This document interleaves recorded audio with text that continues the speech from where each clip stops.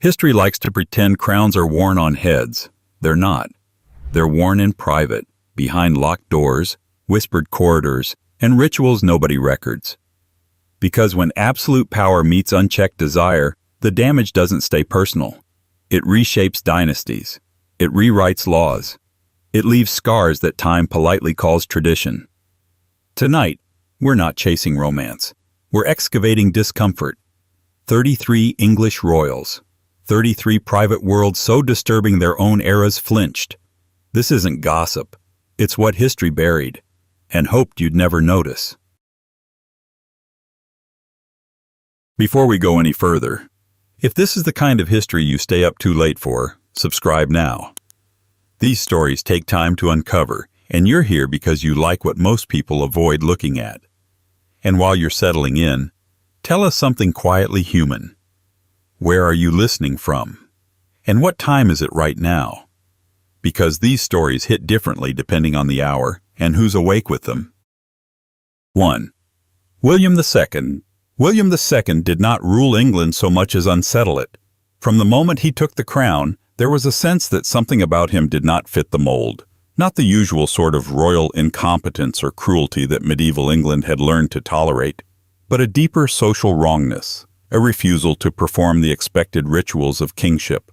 He dressed extravagantly, surrounded himself with young men whose loyalty felt less political than personal, and treated the institution of marriage not as a duty, but as an inconvenience he pointedly ignored.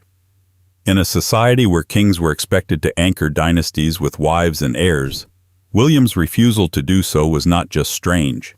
It was threatening. Chroniclers struggled to describe him without openly accusing him of sins they barely had language for. They circled their words like nervous animals, leaning on implication rather than accusation. William, they said, preferred soft company. He delighted too much in ornament, too little in war. He kept male companions close, too close, and elevated them in ways that bypassed noble families who had spent generations waiting for favor. He laughed at clerics. He mocked restraint. And most unsettling of all, he seemed to enjoy being watched while doing it. The court under William II became a kind of social experiment, one where traditional hierarchies bent around personal intimacy. Men who pleased him gained access, wealth, and protection. Men who did not were frozen out, regardless of lineage. This wasn't merely favoritism. It was a reordering of power around proximity. The king's inner circle wasn't defined by blood or military achievement, but by emotional access. Medieval observers did not need explicit acts to feel alarm. The pattern itself was enough. Religion, of course, noticed. Church writers sharpened their pens, framing William as morally inverted, a ruler whose private inclinations reflected a broader cosmic disorder. But even their outrage carried uncertainty. William did not fit neatly into the catalog of sins. He was not particularly pious, but not aggressively heretical. He was cruel at times, but not unusually so for his era. His true offense seemed to be aesthetic as much as moral, a king who enjoyed pleasure too openly, who refused to cloak his preferences in the usual excuses of duty or reproduction. What disturbed his contemporaries most was not what William did, but what he did not do. He did not marry. He did not produce heirs. He did not even pretend to be searching for a suitable match. For a medieval king, this was practically a declaration of independence from the future. Dynastic anxiety crept into every corner of the court. Without a clear successor, the kingdom felt unmoored, and William seemed entirely unconcerned. It was as if he had decided that his reign would exist only in the present tense, answerable to no one, not even history. There were rumors, of course. There are always rumors when power and intimacy intersect. William's close relationships with male favorites became fodder for whispered speculation. Jokes passed between nobles, coded references in sermons. But what makes these rumors notable is not their content, it is their openness. Medieval Europe was not naive, but it was discreet. Things were done quietly, behind tapestries and confessional screens. William's court did not bother with that level of camouflage. The visibility itself became the scandal. And yet, William was not overthrown for these reasons.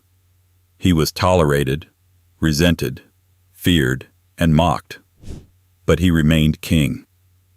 Which raises an uncomfortable point. Medieval society knew how to live with behavior it claimed to despise, as long as it came wrapped in authority. Moral outrage could be managed. Structural uncertainty could not.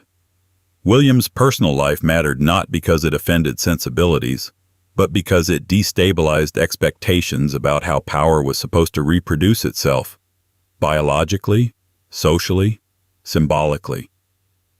His death only deepened the mystery. Killed suddenly during a hunting expedition, struck by an arrow under circumstances that invited suspicion, William exited the world as abruptly as he had unsettled it. Some saw divine judgment, others saw political convenience. No one saw closure. His body was reportedly treated with indifference, as if even death could not fully restore him to the narrative of respectable kingship. The throne passed on, the court exhaled, and England tried to pretend that William II had been an aberration rather than a warning. But warnings have a habit of repeating themselves.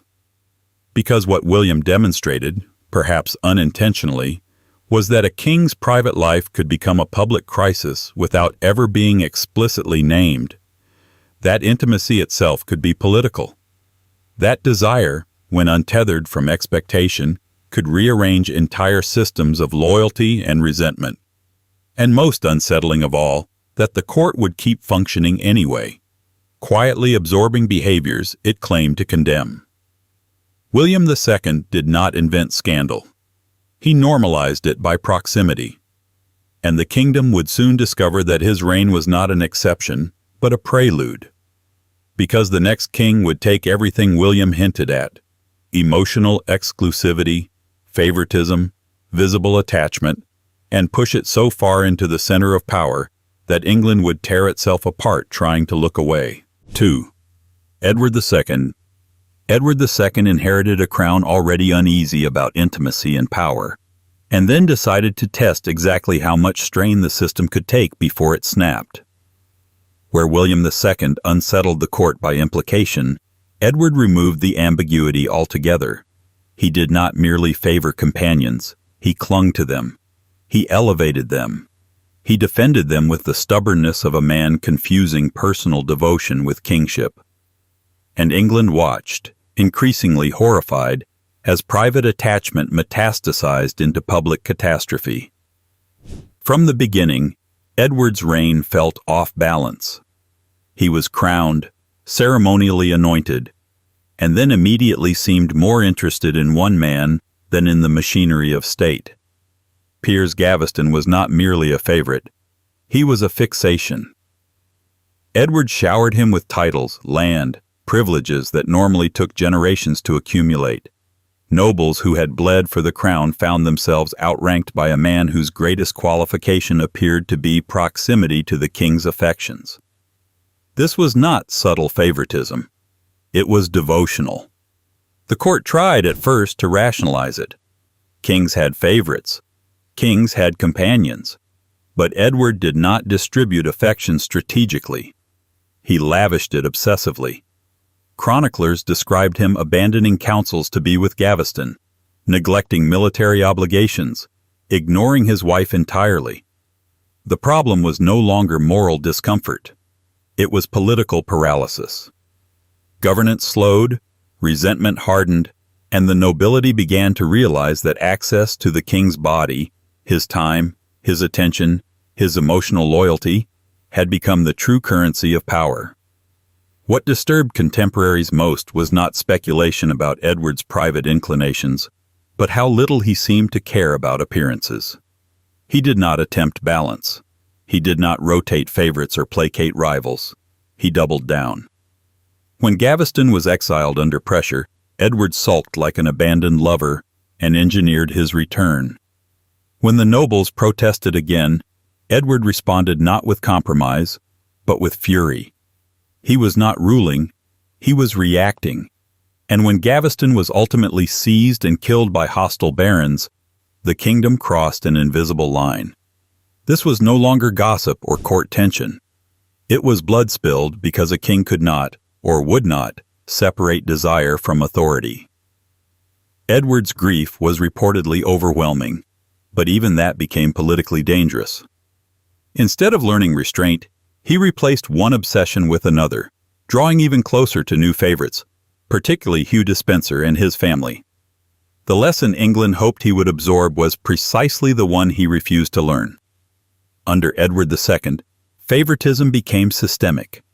The Despensers accumulated wealth and power at an alarming rate, squeezing land from rivals, humiliating established families, and behaving with an arrogance that suggested they believed the king's affection made them untouchable. And for a time they were right. Edward shielded them from consequences with a kind of emotional desperation. Every attack on them felt, to him, like a personal betrayal. The court atmosphere curdled.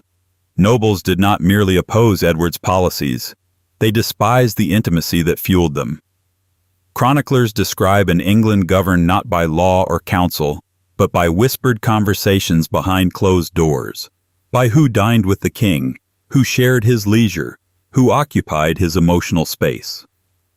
Power was no longer institutional. It was relational, and that terrified people who depended on predictability to survive.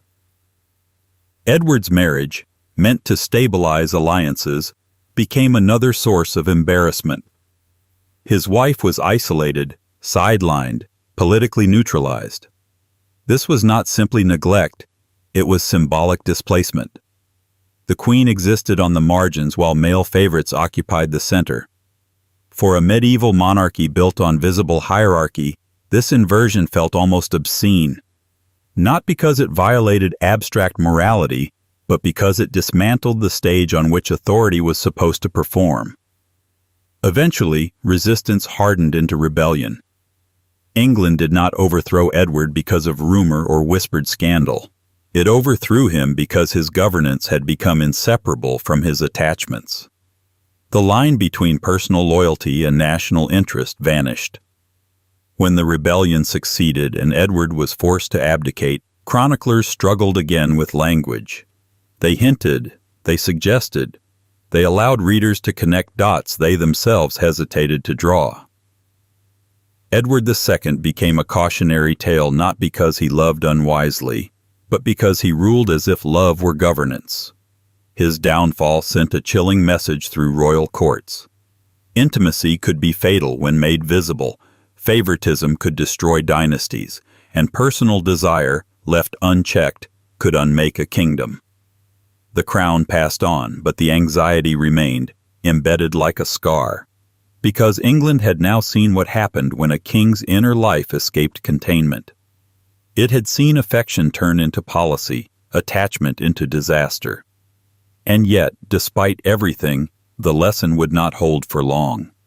Another king would soon emerge, more ceremonial, more theatrical, who learned from Edward not how to restrain intimacy, but how to ritualize it.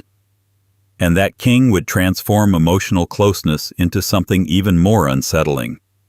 A public performance that blurred devotion, power, and identity itself. Before we keep going, if you're still here after this, you're exactly who this channel is for. Subscribe now, because the stories only get stranger the deeper we go. And as you listen, take a second and let us know. Where are you tuning in from? And what time is it where you are right now? These histories sound very different depending on how quiet the world is when you hear them. 3. Richard II. Richard II did not simply inherit a nervous kingdom, he inherited its unresolved trauma. England was still haunted by the spectacle of Edward II, by the memory of what happened when a king's private attachments bled too openly into public power.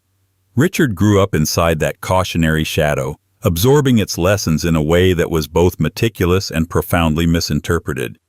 He did not resolve to hide intimacy. He resolved to aestheticize it. From the beginning, Richard treated kingship as theater. Not governance as theater, but kingship itself as a kind of sacred performance, with the king at its glowing center. He dressed with intention. He choreographed his appearances. He cultivated favorites not merely as companions, but as symbols. Men whose closeness to him was meant to signal refinement, loyalty, and elevated taste. Where Edward II clung, Richard curated. And yet, the effect on the court was no less unsettling. Richard's favored companions were granted access that went far beyond administrative necessity.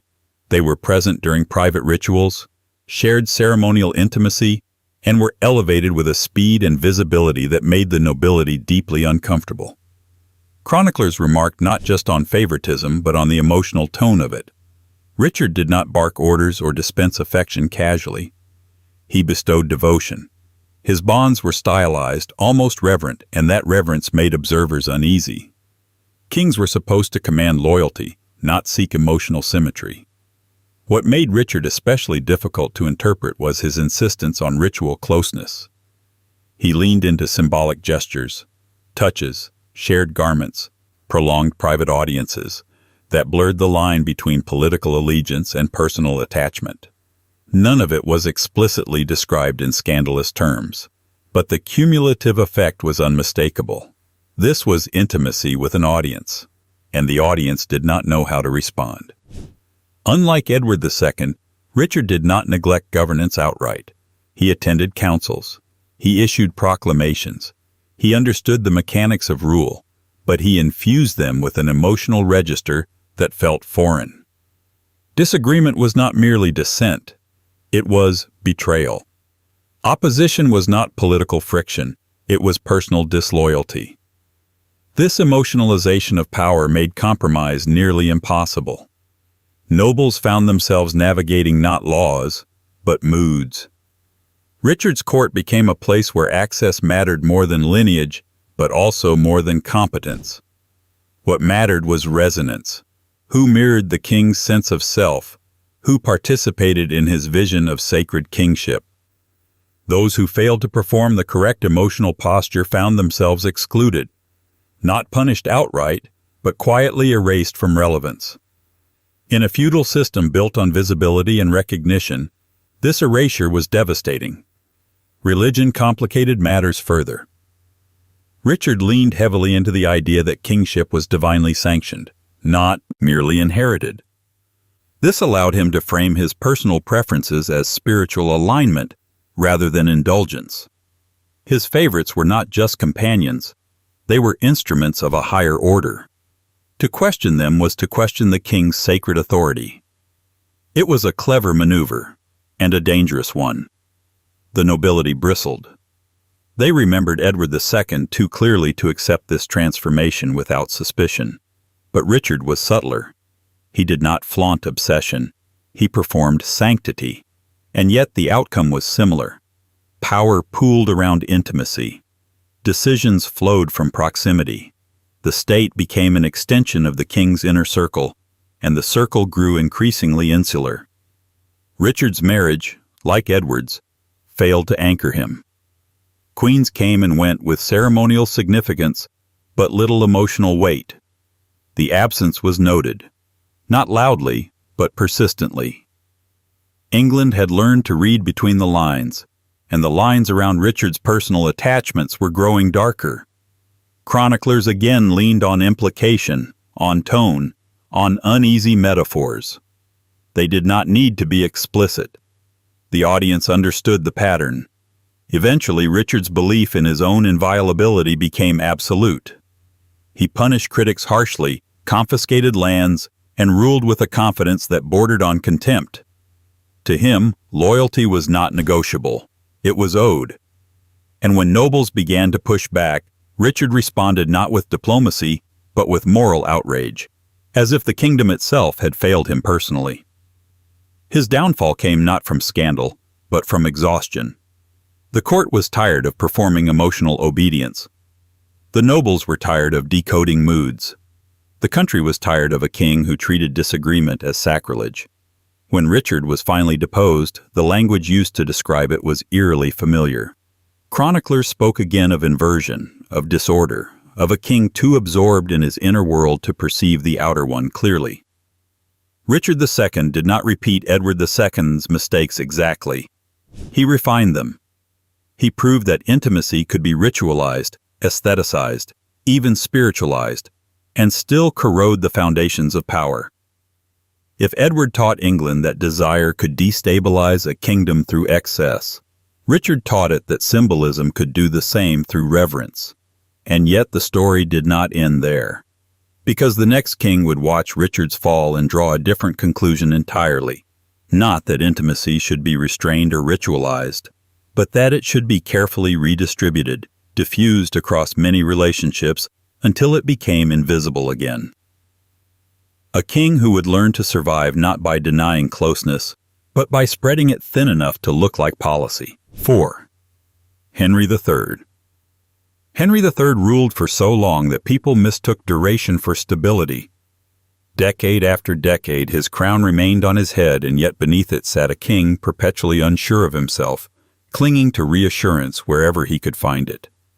If Edward II showed England what happened when obsession ruled policy, and Richard II showed what happened when intimacy was ritualized into sanctity, Henry III introduced something quieter, and in some ways more corrosive.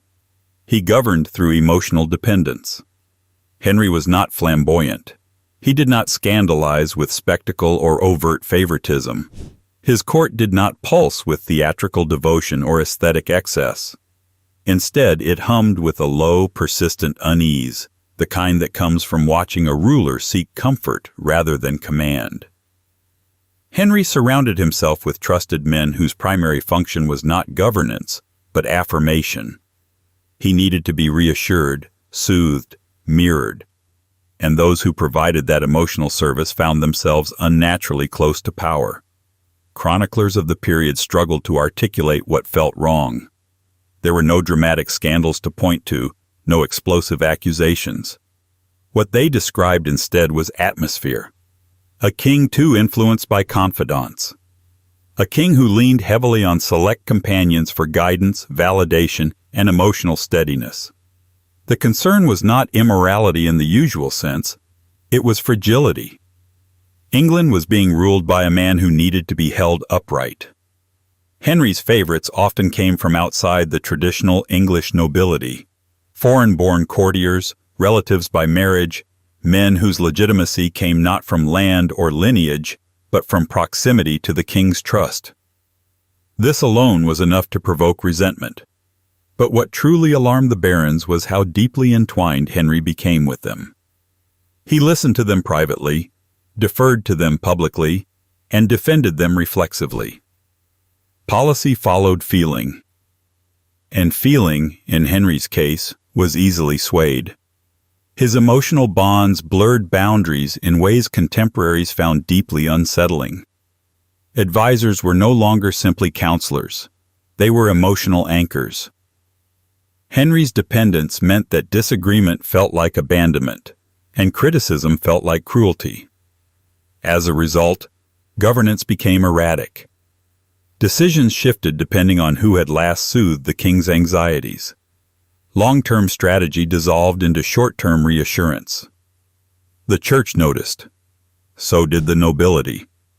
England's political class had learned by now to recognize patterns, and Henry's reign fit into a troubling lineage. Another king whose inner life dictated the outer order. Another court where closeness mattered more than competence. But Henry's version was harder to confront because it lacked drama. There was no single favorite to exile or eliminate. There was only a web of emotional reliance that reset itself whenever challenged. Henry's marriage did little to stabilize him. Though dutiful in appearance, it failed to supply the emotional grounding expected of a queen's role. Instead of forming a balanced partnership, Henry retreated further into male companionship, relationships that provided intellectual sympathy, shared devotion, and emotional reinforcement. Chroniclers noted his tendency toward intense bonds, expressed through constant consultation, private discussions, and a visible reluctance to act without reassurance from trusted companions. This pattern did not scandalize in the obvious sense, but it quietly undermined authority. A king who cannot stand alone invites others to prop him up, and those props inevitably demand compensation. Lands were granted, privileges extended, offices distributed not by merit but by emotional closeness. The barons watched their influence drain away, replaced by men who knew how to steady the king's nerves. Eventually, resistance took shape, not in whispers or coded sermons, but in structured opposition. The baronial revolts of Henry's reign were not merely reactions to taxation or foreign influence. They were responses to a king who had abdicated emotional independence. England was being governed by a council of unofficial caretakers, and the nobles wanted that arrangement formalized, restrained, or dismantled. The irony is that Henry himself seemed genuinely bewildered by the backlash. He did not see manipulation, he saw loyalty. He did not see dependency, he saw trust. In his mind, closeness was virtue. But kingship demands distance. Authority depends on the ability to disappoint without collapsing, to decide without reassurance. Henry struggled with this, and the kingdom paid the price. By the end of his reign, England had endured decades of soft instability, a prolonged tension that never quite erupted into full collapse, but never resolved either. Henry III became a case study in what happens when a king's emotional needs quietly outweigh institutional discipline. No dramatic downfall, no sudden disgrace. Just a slow erosion of confidence in the crown's solidity. And yet, like his predecessors, Henry left behind a lesson that would not fully stick. England had now seen obsession, ritualized intimacy, and emotional dependence all corrode power in different ways. One might expect future kings to retreat into restraint, to armor themselves against personal attachment. Instead, the next ruler to truly alarm England would do something far more audacious. He would wear his attachments openly, speak of them proudly, and collapse any remaining pretense that kingship and desire occupied separate realms. And when he did, the court would no longer whisper. It would watch, stunned, as affection itself became a language of rule. 5. James. I arrived in England like a contradiction wearing a crown. He was learned, verbose, intellectually restless, and profoundly incapable of separating his inner life from his public role. Where previous kings stumbled into controversy through implication or emotional fragility, James marched straight into it armed with words, gestures, and an astonishing lack of self-censorship. He did not merely permit intimacy at court. He announced it, narrated it, and insisted everyone else accept it as proof of his enlightened nature. From the outset, James treated affection as a form of currency. He wrote letters overflowing with emotional warmth, used language of devotion that startled even seasoned courtiers, and displayed physical familiarity with favorites in full view of the court. Touching, embracing, prolonged closeness, none of it hidden, none of it softened by apology. James did not behave as if he were violating norms. He behaved as if he were correcting them. This was new. English kings had learned, painfully, that intimacy required camouflage. James rejected camouflage entirely. He framed his relationships with male favorites as virtuous, intellectual, and spiritually elevated. To him, closeness was not indulgence. It was refinement. He seemed genuinely confused by criticism, responding to discomfort not with retreat, but with explanation. Long, meandering, deeply personal explanation. The court struggled to keep up. James's favorites, men elevated rapidly, showered with titles and wealth, became lightning rods for resentment. Not merely because they benefited, but because James insisted on displaying how much they mattered to him. He spoke of them with affection, usually reserved for family. He defended them fiercely. He allowed them access that bypassed every traditional filter of power. And crucially, he refused to pretend otherwise. This refusal destabilized everything. The nobility had learned to tolerate favoritism as long as it obeyed certain rules: discretion, rotation, plausible deniability. James offered none of that. His court became a place where emotional proximity eclipsed lineage, where intimacy was not whispered about, but staged. Observers were less scandalized by speculation than by visibility. It was not what James might have done. It was what he insisted on showing.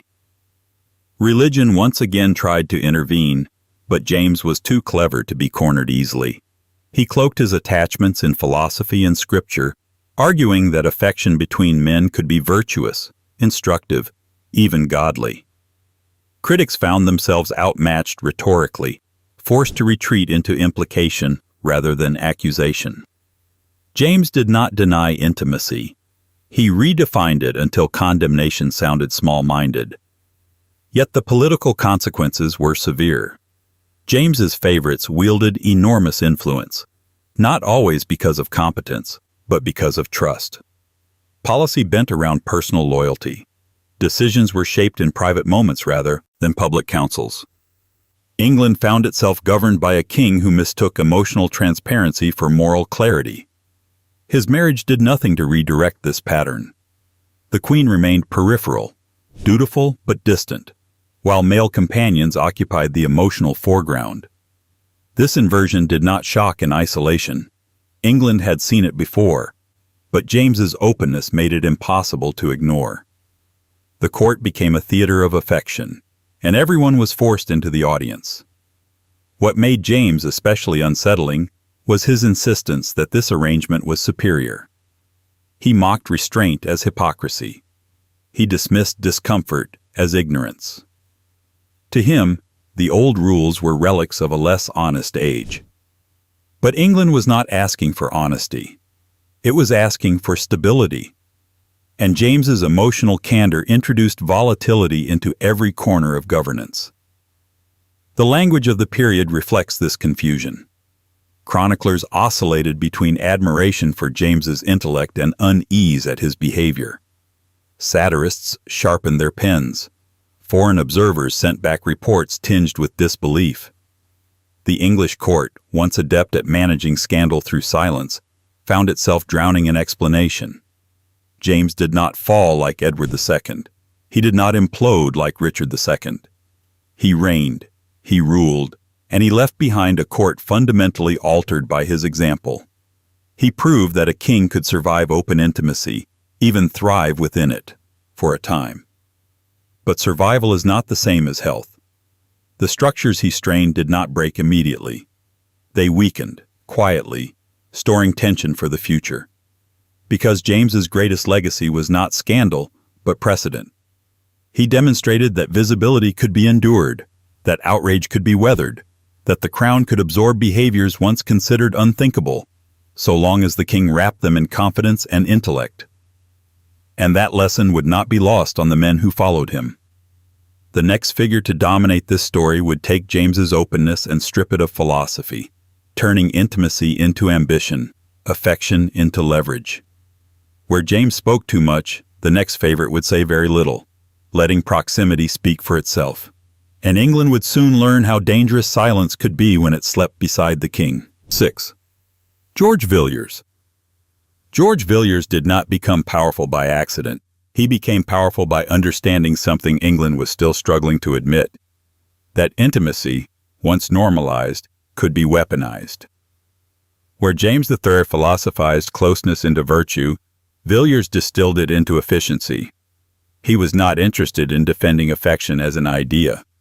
He was interested in using it. Villiers entered the court like a solution disguised as a person. Young, polished, and acutely aware of how he was perceived, he learned quickly that James the Thirster did not merely enjoy companionship. He responded to attentiveness, admiration, and emotional alignment.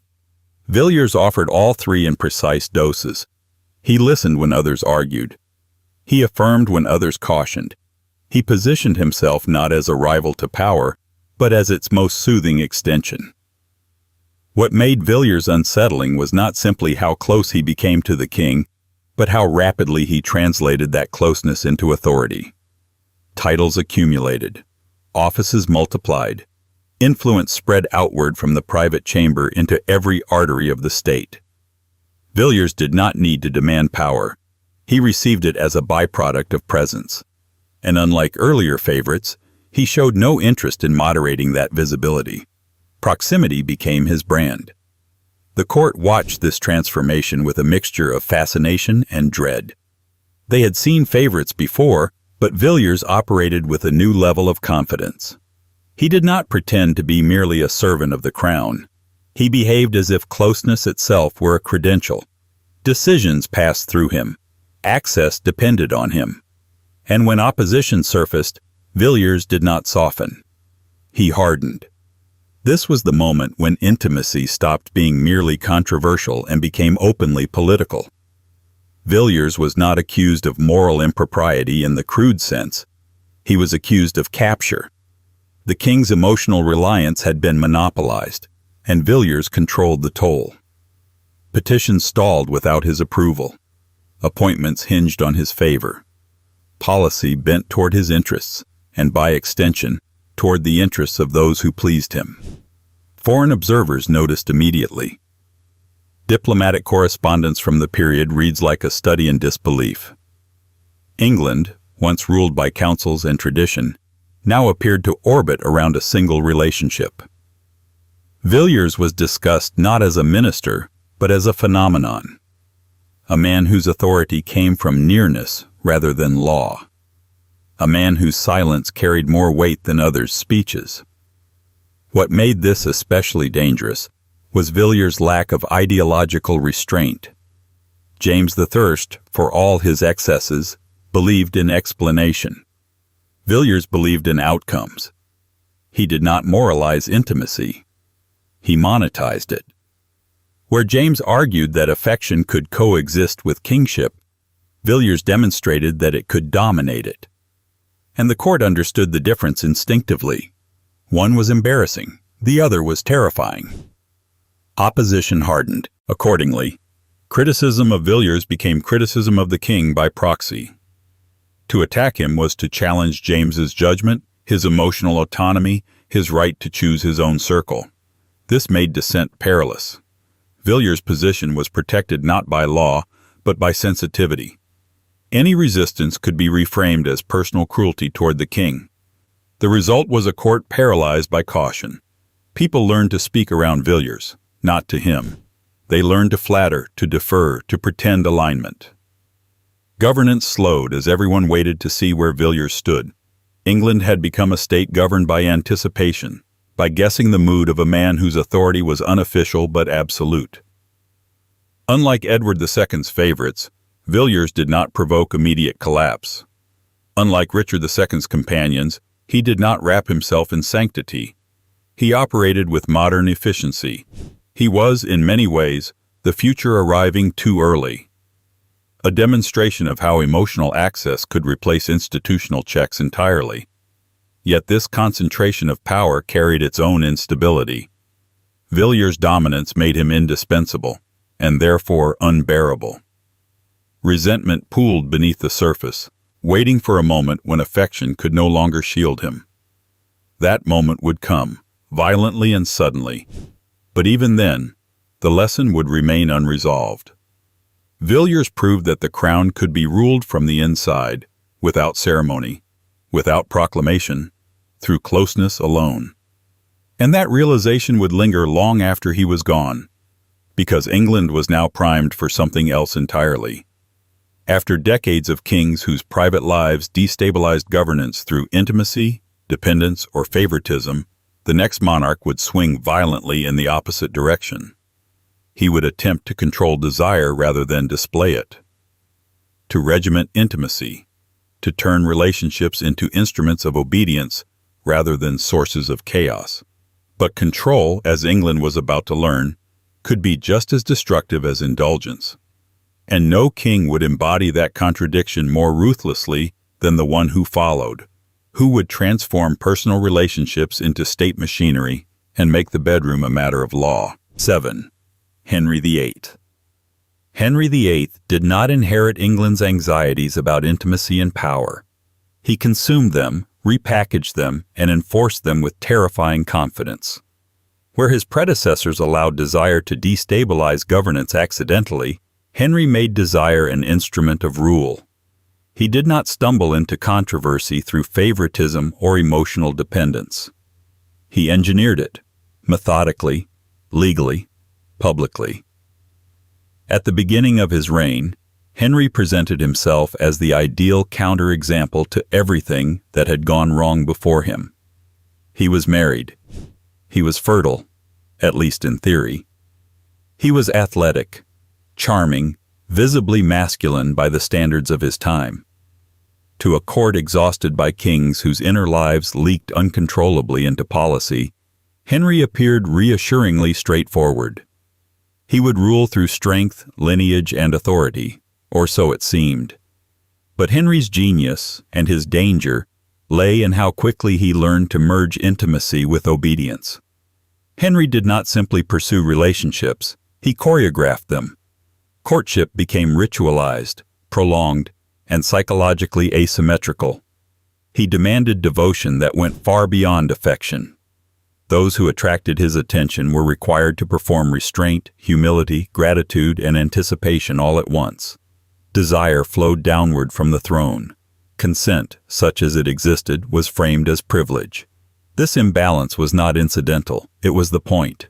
What unsettled contemporaries was not that Henry pursued pleasure, kings always had, but that he embedded it into the structure of power itself. Romantic interest became a political signal. To be noticed by the king was to be elevated. To disappoint him was to be erased. Emotional availability was rewarded. Resistance was reclassified as disloyalty. The personal and the political fused so completely that separating them became impossible. Henry's court transformed into a theater of surveillance. Who smiled at whom? Who lingered in conversation? Who withdrew at the wrong moment? Intimacy was no longer private. It was observed, evaluated, weaponized. Even those not directly involved felt its pressure. Families maneuvered daughters into visibility. Courtiers learned to read the king's moods with forensic precision. Silence became strategy. Distance became dangerous. Unlike James I, Henry did not defend affection with philosophy. Unlike Edward II, he did not cling. Unlike Richard II, he did not aestheticize. Henry regulated.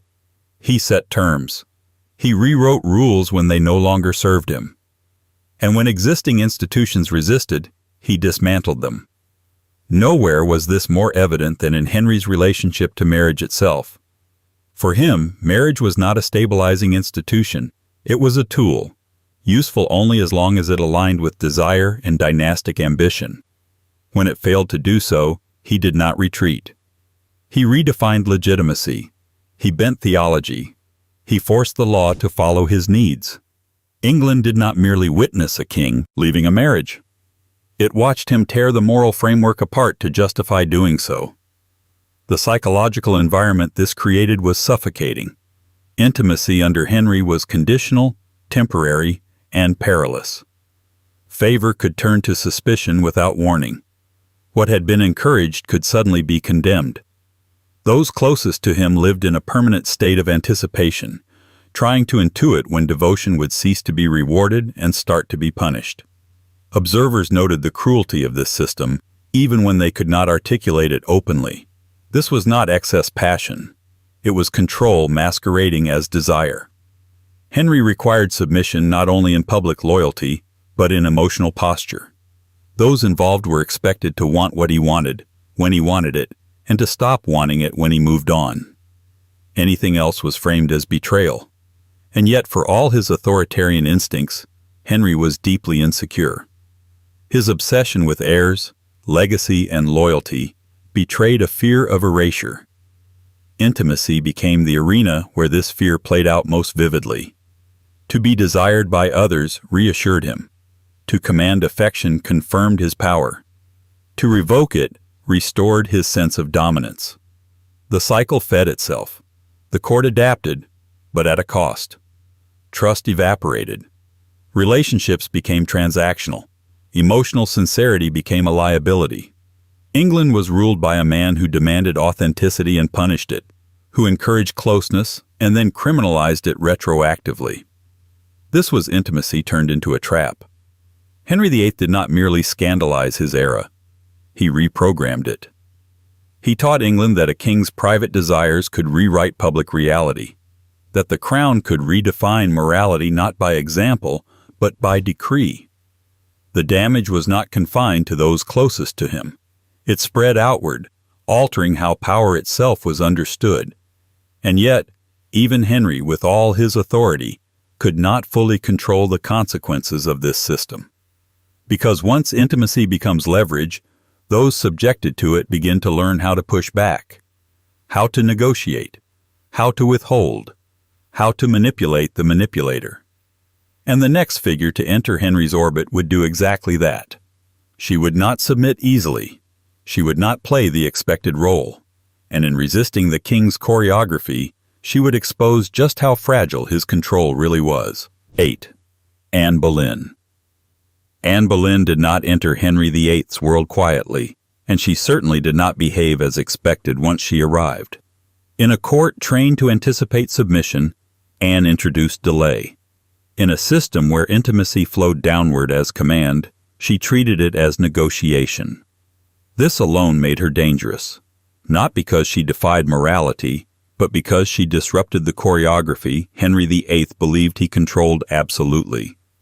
Anne understood something that few before her had grasped so clearly, that refusal, when sustained and visible, could be a form of power. She did not present herself as unreachable, but as conditional. Interest was offered, then withheld. Attention was granted, then redirected. She required pursuit without surrendering herself to it. In Henry's court, where desire was supposed to end in compliance, this was a provocation disguised as restraint. Contemporaries struggled to categorize her behavior.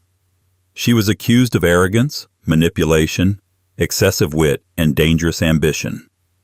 What truly unsettled observers was not that she attracted the king's attention, but that she managed it. She did not allow herself to be absorbed into Henry's system of conditional favor. Instead, she forced him to reshape that system around her. Anne's presence transformed courtship into a prolonged psychological contest. Henry, accustomed to setting the terms, found himself reacting instead. He waited. He wrote. He promised. He escalated. Anne's restraint was not passive. It was strategic. Each delay intensified his investment, binding his desire to political outcome. What had once been an instrument of control now turned inward, destabilizing the king himself. This inversion sent shockwaves through the court. Anne was watched obsessively, not for impropriety, but for influence. Every gesture was scrutinized, every conversation interpreted. She became a focal point for anxiety because she revealed a flaw in Henry's system. Intimacy could be negotiated, not just enforced. And once that possibility existed, control became less certain. Anne's eventual elevation did not resolve this tension. It magnified it. Once she moved from object of pursuit to queen, expectations snapped back into place. She was now required to embody stability, obedience, and reassurance. The court assumed the game was over. Anne did not agree. She retained her sharpness, her opinions, her refusal to shrink into ceremonial silence. What had been alluring as resistance now appeared threatening as authority. Henry's attitude shifted accordingly. What he had once interpreted as spirited intelligence began to feel like insubordination. The dynamic that had fueled his desire now destabilized his sense of dominance. Anne did not become pliable with success. She became more visible, more vocal, more real. And reality, for Henry, was less tolerable than fantasy. The court, sensing danger, began to reposition itself. Those who had flattered Anne retreated. Those who resented her waited.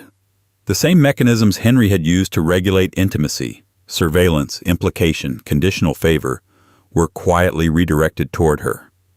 What had once been a private negotiation became a public assessment of loyalty and risk. Anne's tragedy was not that she misread Henry's desire, but that she believed consistency would protect her. She assumed that the qualities which elevated her, intelligence, restraint, assertiveness, would remain valued once she occupied the throne. Henry proved otherwise. His system could accommodate pursuit. It could not accommodate equilibrium. Once desire was satisfied, control needed a new outlet. Rumors multiplied. Ambiguity hardened into accusation.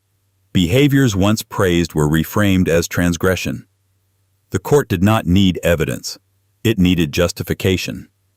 Anne had exposed the instability of Henry's authority by surviving his pursuit without surrendering herself entirely. That made her not merely inconvenient, but dangerous to the narrative of absolute control. Her fall was swift, efficient, and chillingly impersonal. The same machinery that had elevated her now erased her. The lesson absorbed by the court was unmistakable.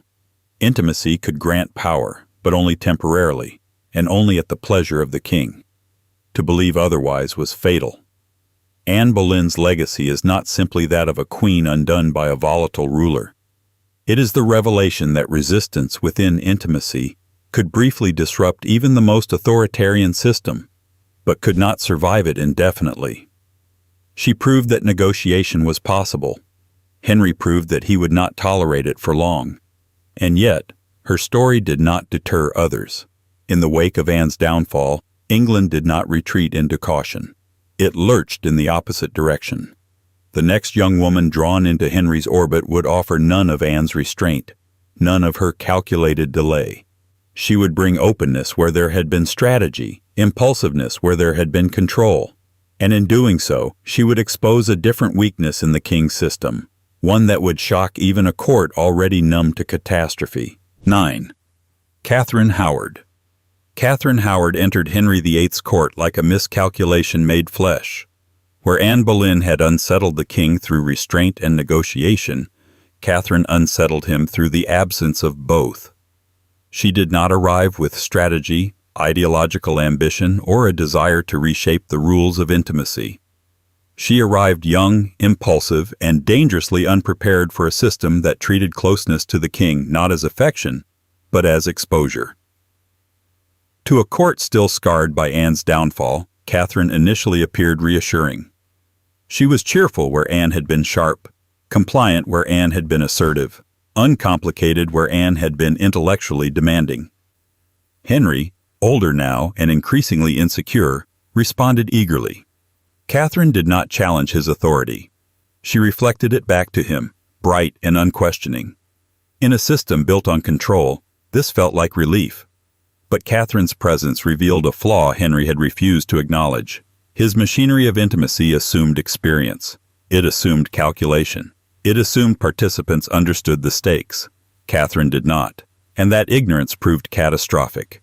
Raised in a lax household with little supervision and fewer boundaries, Catherine had learned to treat affection casually.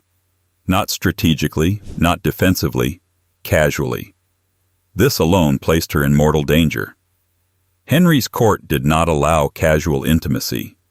Every relationship was observed, archived, interpreted. What Catherine brought with her, habits of openness, emotional familiarity, unguarded behavior, became liabilities the moment she entered the royal spotlight. Once elevated, Catherine was expected to transform instantly. To understand rules no one explained.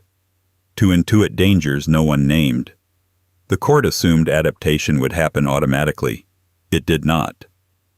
Catherine remained herself, unguarded, affectionate, inattentive to the politics of memory. She behaved as if intimacy were still personal, not forensic. This mismatch terrified observers, not because Catherine was malicious, but because she was exposed. She did not understand that the court preserved the past selectively, weaponizing it when convenient.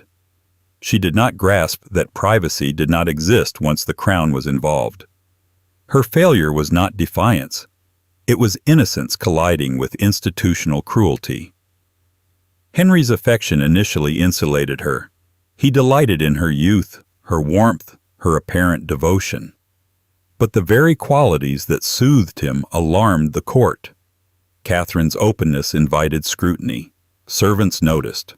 Courtiers whispered. Those who had survived Anne Boleyn learned to read danger early, and they recognized Catherine as a liability not only to herself, but to the stability of the king's carefully reconstructed authority. When questions arose, they spread rapidly. Not because evidence was overwhelming, but because the narrative was convenient. Catherine represented disorder. She contradicted the image Henry needed to maintain after Anne, that he could control intimacy without chaos. Catherine's past, once surfaced, became a symbol of everything that threatened that illusion. What followed was chilling in its efficiency. Catherine was not given the benefit of reinterpretation. Her behavior was not contextualized or softened. Instead, it was reframed as betrayal, not merely personal, but political. The court did not need to exaggerate. It only needed to refuse mercy. Catherine's lack of strategy left her defenseless against reinterpretation. Henry's response was particularly revealing. He did not rage as he had with Anne. He withdrew. His affection collapsed inward, replaced by humiliation and wounded pride. Catherine's openness had not challenged his authority. It had embarrassed it. And embarrassment for Henry was intolerable. The machinery turned without hesitation. Investigation replaced affection. Surveillance replaced indulgence. Catherine was isolated, not to uncover truth, but to finalize narrative. The outcome was predetermined by the needs of the system, not the nuances of her life. Catherine was not destroyed because she schemed.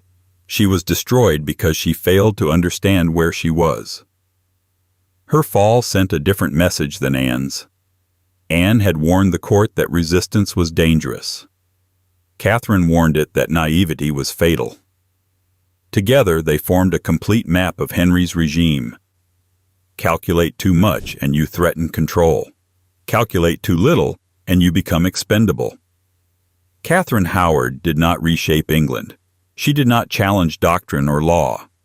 Her significance lies elsewhere. She exposed the moral emptiness at the heart of Henry's system, a structure that demanded absolute awareness from those it refused to educate, that punished vulnerability as harshly as defiance. After Catherine, the court grew colder, more cautious. Intimacy became rarer, more guarded, less spontaneous. Henry had learned that desire could humiliate him as easily as it could empower him. And he responded by retreating further into control, further into regulation, further into emotional isolation. But England's story of royal intimacy was far from over. Because while Henry attempted to lock down desire within his own court, the long-term consequences of his reign would ripple outward. Future monarchs would inherit not just his crown, but his precedents, his weaponization of closeness, his conflation of intimacy with loyalty, his transformation of private life into public risk. And the next ruler to appear in this story would inherit a court trained by fear, but not cured of it, ready to swing back toward excess the moment restraint loosened its grip. 10. Charles II. Charles II returned to England like a reaction rather than a ruler. After years of restraint, surveillance, and moral rigidity imposed by his father's downfall and the austere interregnum that followed, the restoration of the monarchy felt less like a political correction and more like a collective exhale. And Charles understood that instinctively. He did not merely take the throne, he performed relief. Where Henry VIII had turned intimacy into law and fear, Charles turned it into atmosphere. He did not regulate closeness. He flooded the court with it. Laughter replaced suspicion. Informality replaced ritual. The king made himself accessible, visible, and deliberately unsolemn. This was not accidental. Charles knew that austerity had exhausted England. Pleasure, he realized, could be stabilizing, if handled loosely enough. But looseness has its own dangers. Charles cultivated an environment where relationships overlapped, blurred, and circulated openly. His court was crowded with companions, confidants, and romantic partners whose presence was neither hidden nor particularly denied. What shocked contemporaries was not the existence of these relationships, but their visibility and their simultaneity. Intimacy was no longer a private negotiation or a state-regulated transaction. It was social, shared, almost communal. Observers struggled to interpret this shift. After decades of moral absolutism, England was unsure whether to be scandalized or relieved. Charles did not demand submission or obedience through intimacy. He invited participation. His presence was warm, humorous, deliberately disarming. People wanted to be near him, and he encouraged that desire without insisting on exclusivity. This openness had political consequences. Access to the king no longer flowed through rigid hierarchies. It flowed through social proximity. Wit mattered. Charm mattered. Being enjoyable to be around mattered. Policy discussions happened alongside laughter, conversation, and informal gatherings. This made the court feel alive, but also unpredictable. Influence became diffuse, harder to track, easier to abuse. Charles's approach unsettled moralists deeply. To them, the court appeared unrestrained, even chaotic. Boundaries that had once been policed obsessively were now treated casually. Relationships overlapped in ways that would have been unthinkable under previous monarchs. The king did not merely tolerate this complexity, he thrived in it. He seemed to believe that visibility diffused danger, that by refusing secrecy, intimacy lost its capacity to destabilize. But this assumption was only partially correct. While Charles avoided the catastrophic implosions of earlier reigns, his court developed its own form of distortion. The lack of clear boundaries created ambiguity. Loyalties became harder to read. Favors were granted in an environment where personal affection, amusement, and familiarity all carried weight. The difference between influence and entertainment blurred.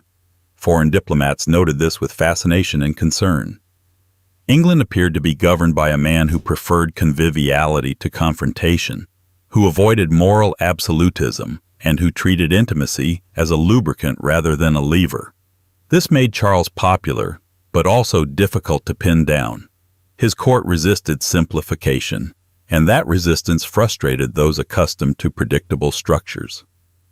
Charles's personal relationships were part of this pattern. They were numerous, overlapping, and openly acknowledged. Rather than destabilizing him, this abundance seemed to insulate him emotionally. No single attachment monopolized his attention. No favorite controlled access entirely. Desire was spread thin enough to prevent obsession, both his own and others. In this sense, Charles learned from the disasters of Edward II and James I, not by restraining intimacy, but by dispersing it. Yet even dispersion has consequences. The court became a place where reputations shifted quickly, where visibility could elevate or undermine without warning. Those involved in the king's social orbit lived in a state of constant recalibration, never entirely sure how closeness would translate into security. The lack of formal rules did not eliminate risk. It merely redistributed it.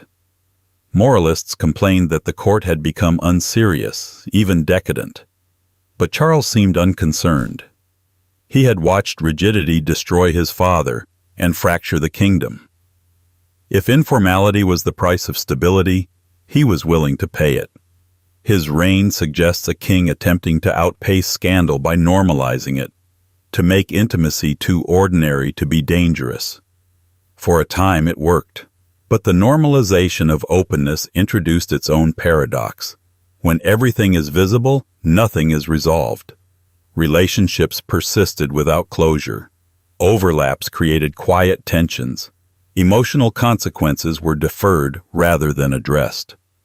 The court functioned, but it hummed with unresolved complexity. Charles II did not collapse under the weight of his personal life. He survived it. But survival is not the same as clarity. His reign left England with a new template. Intimacy as ambiance, not instrument, closeness as culture, not crisis. It was a seductive model, and a fragile one. Because the next figures to rise within this environment would not merely participate in openness, they would test its limits. They would discover how visibility could be leveraged, how public affection could become negotiation, and how a court without boundaries could still produce hierarchy, just of a different kind. And at the center of that realization stood a woman who would learn, faster than anyone else, how to turn the king's openness into enduring power. 11. Barbara Villiers. Barbara Villiers did not rise within Charles II's court by accident, nor did she merely drift into influence through proximity. She studied the environment carefully and understood something that few others grasped in time. Openness does not eliminate hierarchy. It disguises it. In a court where intimacy was abundant and visibility normalized, Barbara learned how to concentrate attention without appearing to demand it. And in doing so, she became something far more unsettling than a favorite. She became structural. Charles II's reign encouraged warmth, humor, and accessibility, but it did not abolish competition. It merely changed its rules. Influence no longer flowed through rigid channels of lineage or office. It flowed through endurance. Barbara possessed that endurance in abundance. Where others flickered in and out of the king's orbit, she remained visible, assertive, unapologetic. What shocked contemporaries was not simply her presence, but her refusal to soften it. Barbara did not pretend discretion where none was required. She did not frame her position as temporary or modest. She occupied space boldly, publicly, and with a confidence that challenged gendered expectations of restraint. In a court built on informality, she formalized herself through sheer persistence. Observers struggled to categorize her role. She was not merely a private companion, nor merely a social ornament. She negotiated. She demanded recognition. She used visibility as leverage, understanding that Charles's preference for openness could be turned into accountability. If intimacy was public, then so were its consequences. Barbara ensured that her influence could not be quietly erased. This unsettled the court deeply. Men who tolerated Charles's openness balked at Barbara's dominance. Women resented her unapologetic command of attention. Moralists bristled at her refusal to perform humility. Yet none of this dislodged her. She understood that Charles's court rewarded resilience more than virtue, and she was relentlessly resilient. Barbara's power lay not in manipulation behind closed doors, but in confrontation in plain sight. She argued, she protested, she asserted her expectations openly, forcing the king to acknowledge her status repeatedly. This visibility disrupted the court's assumption that informality meant harmlessness. Barbara proved that openness could still produce hierarchy, and that hierarchy could still wound. Her influence extended beyond personal access. Appointments, favors, and social elevation clustered around her presence. Those who aligned with her benefited. Those who antagonized her found themselves marginalized. This was not subtle, and it was not accidental. Barbara treated intimacy as political capital and spent it accordingly. Charles tolerated this dynamic longer than many expected. Part of this tolerance stemmed from his aversion to rigidity. He preferred negotiation to confrontation, accommodation to rupture. Barbara exploited this preference skillfully. By making herself indispensable emotionally and socially, she ensured that removing her would create more disruption than keeping her. But even within Charles's permissive framework, Barbara's dominance generated tension. The court began to sense that openness had limits, that too much concentration of influence, even in a relaxed environment, could revive old anxieties. Barbara became a focal point for criticism, not because she violated explicit rules, but because she exposed the absence of them. What made her especially dangerous was her refusal to retreat into invisibility when her influence waned. She did not fade gracefully. She resisted marginalization actively, clinging to relevance through assertion rather than discretion. This persistence unnerved observers accustomed to seeing royal intimates disappear quietly when favor cooled. Barbara Villiers demonstrated that a woman could wield power within an open court not by mimicking male restraint, but by amplifying presence. She challenged the assumption that informality diluted authority. Instead, she showed that authority could be carved out through visibility, confrontation, and refusal to be sidelined. Her legacy lingered even as her direct influence diminished. The court absorbed her lesson reluctantly. Openness did not protect against domination, it merely altered its appearance. Intimacy could still be monopolized. Access could still be controlled. And those who understood this could shape the court as decisively as any minister. As Charles II aged and his court evolved, England's experiment with relaxed intimacy began to feel less like liberation and more like drift. The pendulum, as it always does, began to swing back. After decades of loosened boundaries, the next ruler would seek structure again: discipline, hierarchy, moral clarity. But this return to order would come with its own distortions. Because the man waiting in the wings had watched openness carefully and learned not how to enjoy it, but how to resent it. And when he finally took the throne, intimacy would once again become something darker, less social, more punitive, and far less forgiving. 12. James II. James II inherited a court saturated with openness and left it rigid with fear. Where his brother Charles II had treated intimacy as atmosphere, diffuse, visible, and socially lubricating, James regarded it as something far more dangerous. He did not enjoy ambiguity. He did not trust informality. And he deeply resented the idea that affection could circulate without discipline. If Charles had loosened the rules, James intended to reimpose them, quietly, personally, and with a sharp sense of hierarchy. James was not charming in the way Charles had been. He did not disarm people with humor or accessibility. His presence was heavier, more inward, and far less forgiving. Those close to him quickly learned that proximity did not bring warmth. It brought scrutiny. Intimacy under James was not about pleasure or sociability.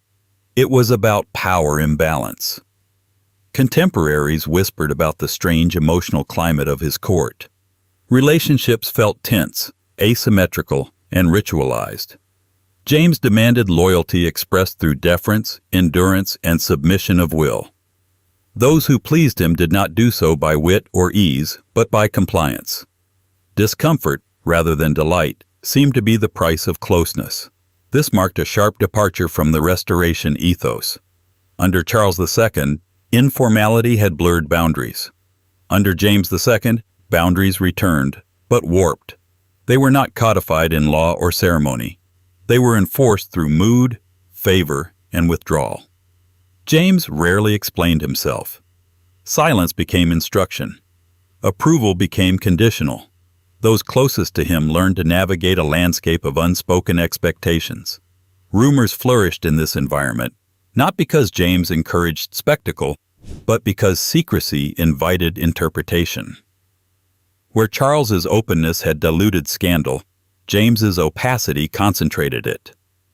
Observers noted an air of ritualized imbalance in his personal relationships, patterns of dominance and compliance that unsettled even those accustomed to courtly hierarchy. What had once been social proximity now felt like an endurance test. James's marriage did little to soften this atmosphere. It reinforced it. The court observed a ruler increasingly insulated from dissent, surrounded by figures who reinforced his authority rather than challenged it. Emotional feedback loops tightened. James did not seek reassurance as Henry III had, he sought confirmation. And those who provided it were rewarded with access and protection. This dynamic extended into governance. James's approach to authority was personal and absolutist. He believed loyalty should be total, not negotiated. Disagreement was not merely opposition, it was disobedience. The same logic applied to his private relationships. Closeness required surrender. Distance invited suspicion. What alarmed England was not any single scandal, but the cumulative effect of this posture. The court grew tense. Conversation narrowed. Social risk increased. Where Charles's court had been chaotic but breathable, James's was orderly but suffocating. People measured their words carefully, aware that missteps could carry consequences disproportionate to their offense. Foreign observers remarked on this shift with unease. England appeared to be retreating from openness into something colder and more brittle. James's insistence on control extended beyond politics into the emotional fabric of the court. Intimacy was no longer a shared experience. It was a test of submission. This rigidity produced resistance, not immediately but inexorably. James mistook compliance for consent. He believed silence meant acceptance. In reality, it signaled withdrawal. Allies distanced themselves emotionally even as they remained formally loyal. The court adapted outwardly while hollowing inward. James II did not fall because of private scandal alone. He fell because his approach to power left no room for negotiation, emotional or political. His inability to tolerate ambiguity, to allow relationships to exist without domination, alienated a society already exhausted by extremes. England had endured obsession, ritualization, dependence, indulgence, and now control. Each swing of the pendulum left scars. When James was eventually removed, the language surrounding his downfall echoed familiar themes: imbalance, inflexibility, misjudgment. But beneath those terms lay something more intimate. A king who demanded submission could not inspire loyalty. A ruler who treated closeness as obedience could not sustain trust. James II's reign stands as a warning of a different kind. Not that intimacy destabilizes power through excess, but that it can do so through compression, through the refusal to let relationships breathe. Control, when absolute, produces fragility. And fragility invites collapse. England would not forget this lesson. The next monarchs would attempt something else again, another recalibration, another experiment. But they would do so carrying the accumulated memory of courts where intimacy had been indulgence, weapon, performance, and prison. And the next king to take the throne would attempt a compromise, public distance paired with private indulgence, believing he could balance what his predecessors had broken. He would be wrong. 13. George. George. I arrived in England already estranged from the language, from the culture, and most decisively, from the idea that a monarch should appear emotionally coherent. Where James II had ruled through suffocating control, George ruled through absence. He did not attempt to manage intimacy at court so much as abandon it entirely, leaving behind a vacuum that England found deeply unsettling. From the outset, George made it clear that emotional performance held little interest for him.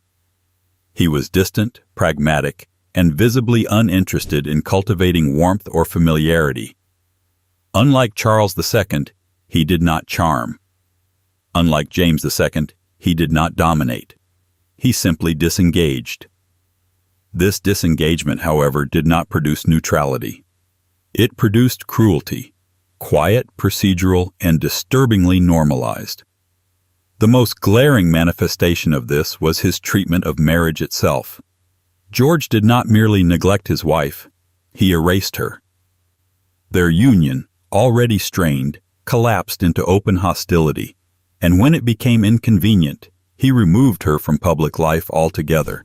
She was confined, isolated, and effectively written out of the royal narrative. What shocked contemporaries was not that the marriage failed, but the severity and permanence of the response. Even by absolutist standards, it felt excessive. This act set the tone for George's reign. Intimacy was not something to be negotiated or endured. It was something to be neutralized. Where previous kings had struggled to manage desire's impact on governance, George attempted to excise it entirely from his public identity.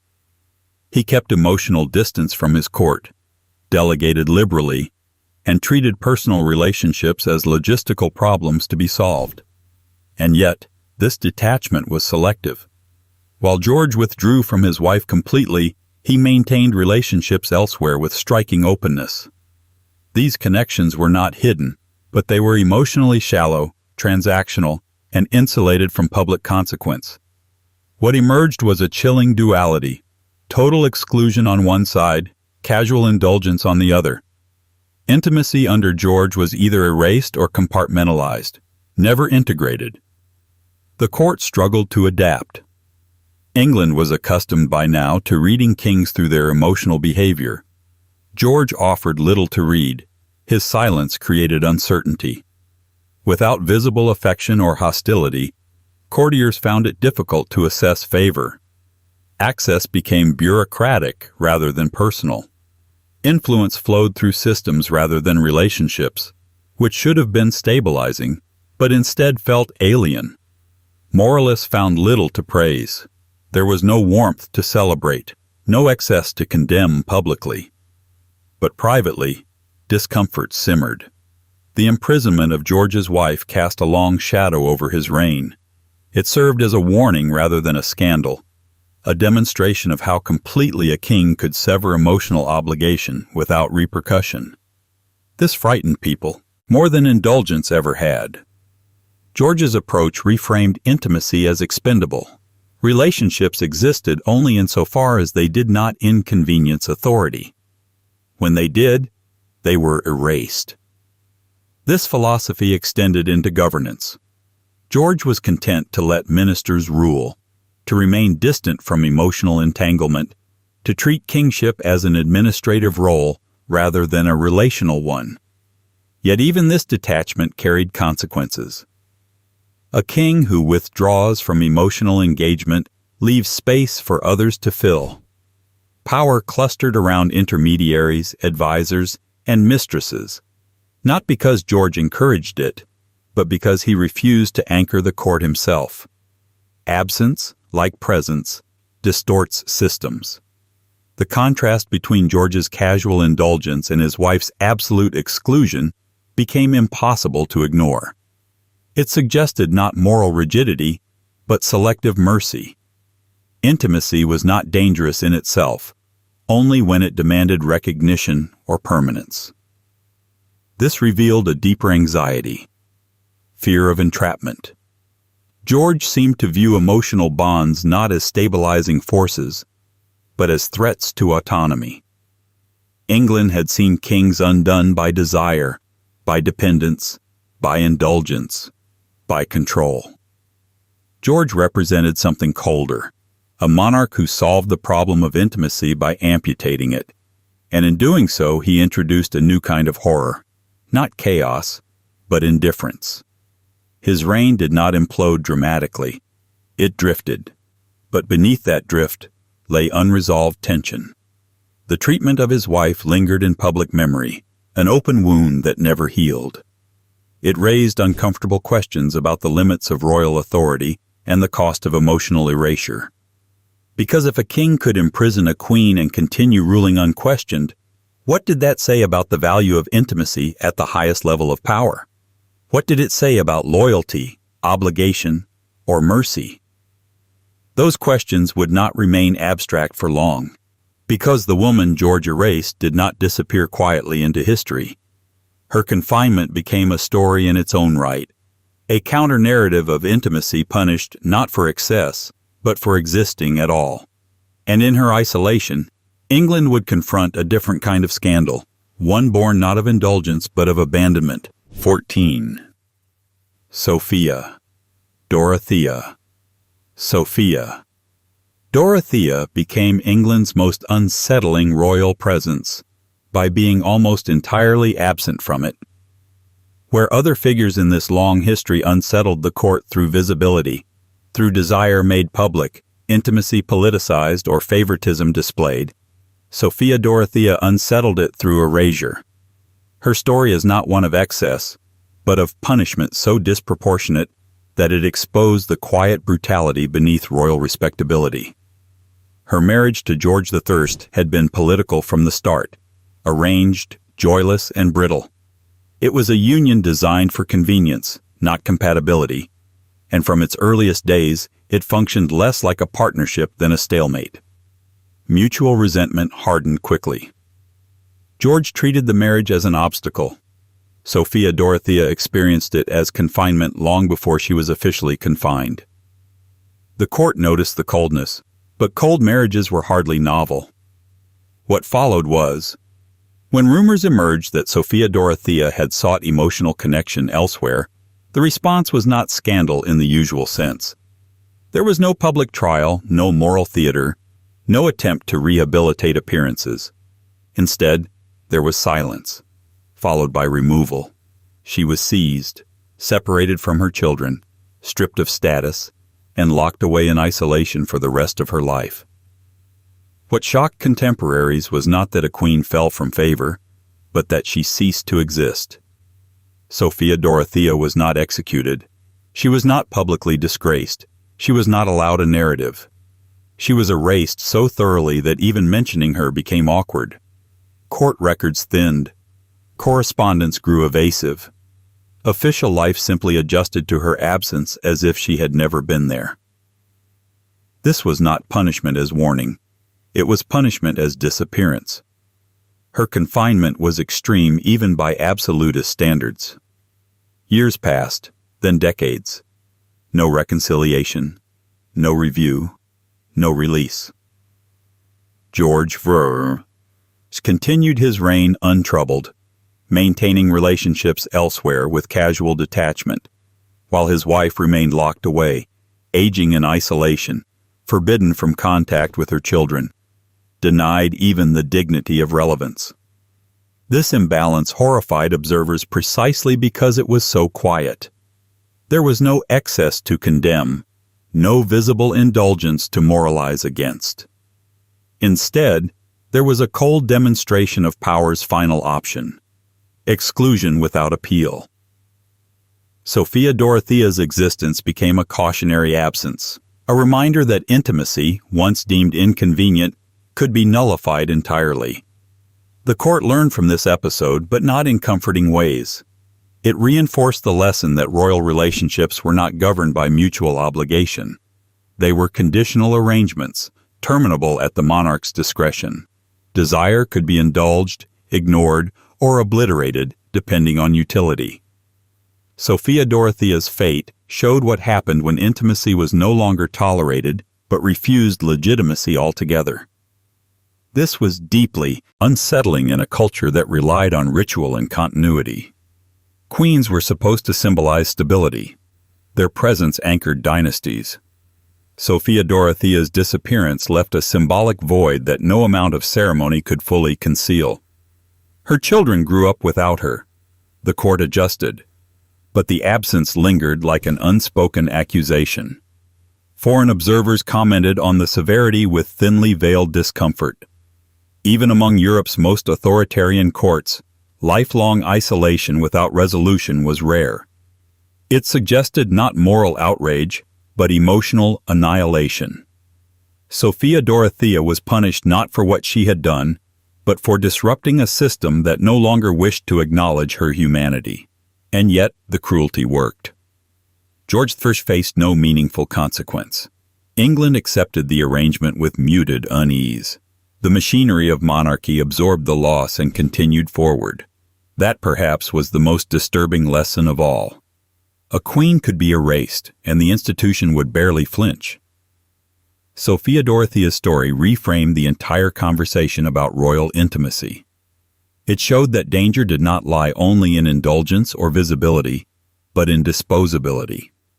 When relationships existed solely at the pleasure of power, they could be revoked without explanation. Intimacy was not merely risky, it was fragile. Her confinement cast a long shadow over future queens and consorts. It whispered a warning.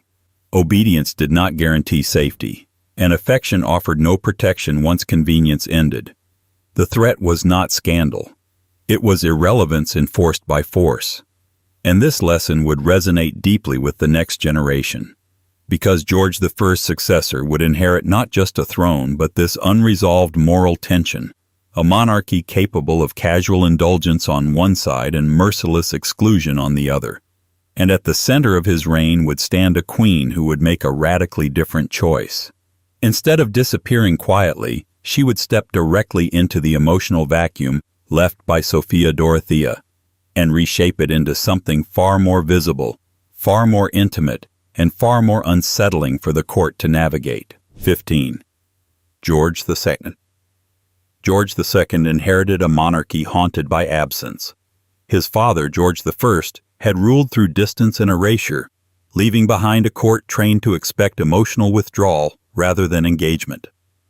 Where intimacy had once destabilized power through excess, it had most recently been extinguished through confinement and silence. George II's reign would not undo that history, but it would contort it in an unexpected way. He did not eliminate intimacy. He staged it. George II's marriage introduced a dynamic that unsettled the court precisely because it refused to conform to any single precedent. Instead of emotional absence or public indulgence, the king presided over a triangular arrangement so visible, so normalized, that contemporaries struggled to decide whether they were witnessing scandal or strategy. The court became a theater where rivalry itself was curated. What disturbed observers was not that George II maintained a relationship outside his marriage, royal courts were accustomed to that, but that this relationship was not concealed from his wife. On the contrary, it was folded into the daily rhythm of court life. The queen was expected to coexist with the king's attachment elsewhere, to tolerate it, even to engage with it indirectly. This was not erasure, nor was it indulgence. It was enforced proximity. The emotional geometry of the court became increasingly strained. Instead of isolating intimacy, George II allowed it to circulate in overlapping orbits, forcing those involved into a constant state of comparison and competition. Affection was not exclusive. It was distributive. But distribution did not mean equality. It meant measurement. The queen's position became particularly fraught. She was neither dismissed nor replaced. She remained visible, active, and politically relevant. Yet she was also expected to accept an ongoing reminder of her displacement. This arrangement placed her in an impossible position, one that demanded emotional composure in the face of deliberate provocation. The court watched closely, interpreting her responses as signals of stability or weakness. This configuration unsettled observers because it reframed intimacy as spectacle. Emotional tension was not merely tolerated, it was displayed. The king did not attempt to smooth over discomfort. He allowed it to linger, to become part of the court's atmosphere. Rivalry was not resolved behind closed doors. It was normalized as routine. What made this especially destabilizing was the way it blurred authority.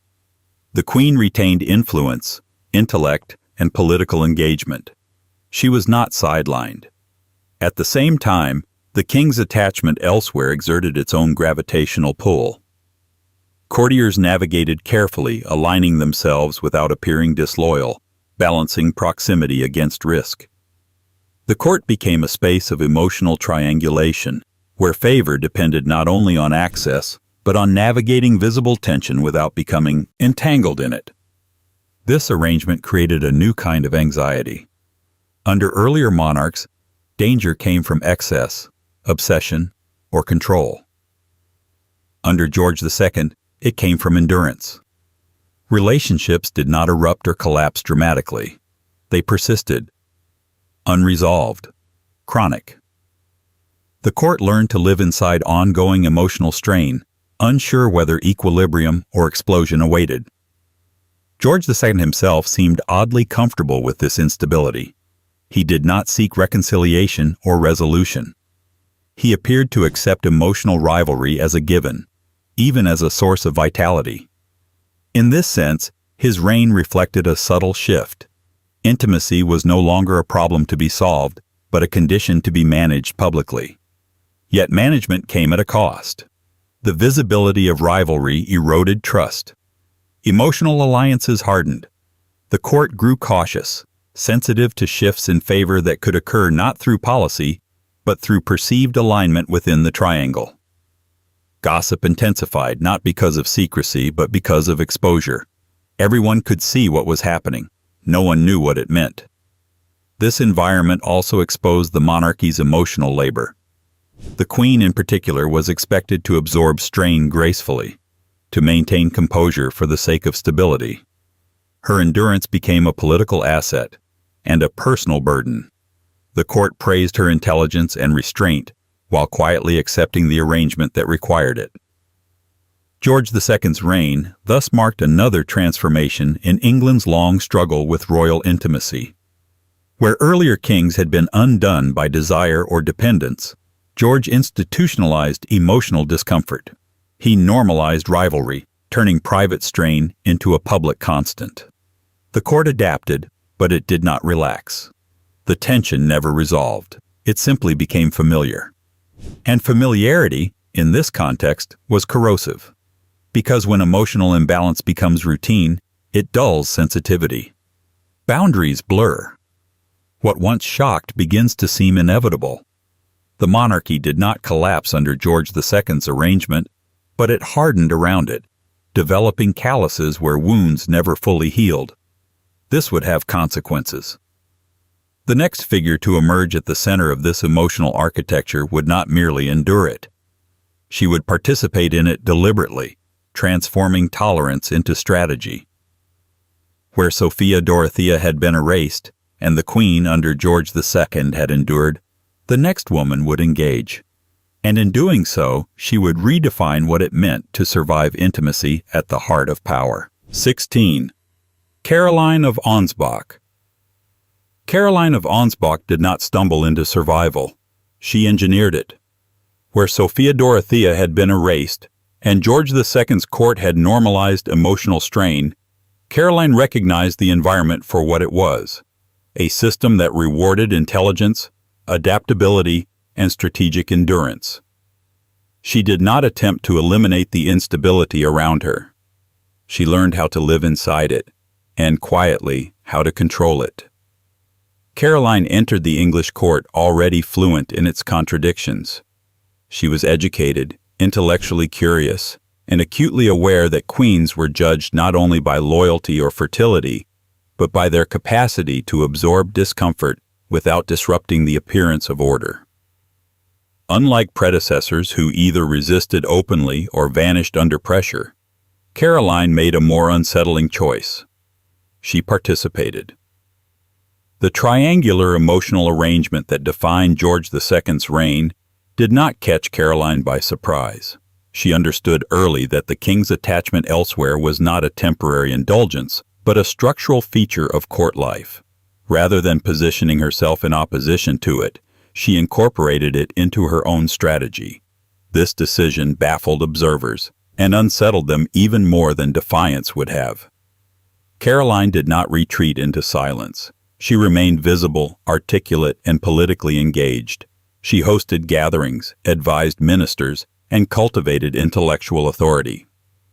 Crucially, she did so without denying the emotional realities around her. She acknowledged the arrangement indirectly, treating it not as a humiliation to be endured, but as a variable to be managed. This approach transformed the court's emotional geometry. Instead of rivalry erupting into open conflict, it became mediated through Caroline's composure. She maintained functional relationships with those who might have been positioned as threats, presenting herself as indispensable to stability. In doing so, she neutralized the danger of exclusion. Erasing Caroline would have meant destabilizing the entire system, and George II knew it. What disturbed contemporaries was not that Caroline tolerated the arrangement, but that she appeared to benefit from it. Her endurance translated into authority. Her restraint became influence. The court learned to associate her presence with continuity and reason. She became a stabilizing force in a monarchy otherwise prone to emotional imbalance. Yet this stability came at a personal cost that observers could sense but rarely articulated. Caroline's participation required constant calibration, measured responses, controlled visibility, strategic warmth. She absorbed tension so the institution would not have to. In effect, she became an emotional buffer for the monarchy, a role that demanded relentless self-regulation. This self-regulation extended into her intellectual life. Caroline cultivated philosophers, theologians, and scientists, framing herself as a queen of reason rather than passion. This was not merely personal interest, it was political camouflage. By foregrounding intellect, she diverted attention from emotional vulnerability. The court admired her mind and, in doing so, avoided interrogating the strain that sustained it. Caroline's greatest innovation was her refusal to frame intimacy as a zero-sum contest. She did not compete directly. She redistributed relevance. While others focused on emotional access to the king, Caroline expanded her influence horizontally, through ministers, advisors, and cultural authority. She made herself unavoidable without demanding exclusive affection. This strategy protected her, but it also reshaped expectations. The court began to see queenship less as a private relationship and more as a managerial role. Emotional fulfillment was no longer assumed. Competence was. Caroline set a precedent that survival at the center of power required participation without illusion. And yet, there was something quietly tragic in this achievement. Caroline succeeded by accepting the very conditions that had destroyed others. She normalized emotional compromise as political necessity. Her resilience became admirable, and therefore expected. The court praised her strength while internalizing the idea that personal cost was simply part of the job. Caroline of Ansbach did not provoke scandal. She prevented it. But prevention has consequences of its own. By making endurance functional, she ensured that the system would continue producing strain rather than resolving it. Stability replaced justice. Balance replaced satisfaction. When Caroline died, the court felt her absence immediately. The emotional architecture she had maintained began to sag. Without her mediation, tensions sharpened. What had been managed began to fray. Her death revealed how much labor she had quietly performed, and how little of it had been acknowledged. Her legacy is therefore double-edged. She demonstrated that a queen could survive and even thrive within a compromised system. But she also proved that survival often depends on self-erasure of a subtler kind. Not disappearance, but containment. Not silence, but careful speech. The monarchy learned from Caroline, but not necessarily the right lesson. Instead of questioning why such endurance was required, it learned to expect it. Future figures would inherit a court accustomed to emotional management rather than resolution, stability rather than honesty. And the next king to rise within this inheritance would take a very different approach. He would reject restraint, reject balance, and reject quiet endurance entirely. Where Caroline managed desire with discipline, he would indulge it with excess, turning intimacy not into a burden to be borne, but into a spectacle of appetite. And in doing so, he would drag the monarchy back toward chaos, this time wrapped in luxury rather than fear. 17. George IV. George IV did not inherit restraint. He inherited permission. The court he stepped into had been trained by Caroline of Ansbach to endure imbalance quietly, to manage discomfort rather than confront it. George interpreted that endurance not as a warning, but as a license. Where others had learned to survive intimacy carefully, he decided to indulge it extravagantly. An indulgence, when backed by a crown, does not remain personal for long. From the beginning, George treated desire as entitlement. He did not see intimacy as something to negotiate, regulate, or endure. He saw it as proof of taste, proof of status, proof that kingship should be pleasurable. Excess was not a flaw in his mind. It was an aesthetic. He surrounded himself with luxury, ornament, and sensation, constructing a world where appetite was not merely satisfied, but celebrated. This was not subtle. George cultivated environments designed to overwhelm, rooms heavy with decoration, gatherings engineered for stimulation, rituals of indulgence that blurred the line between leisure and identity.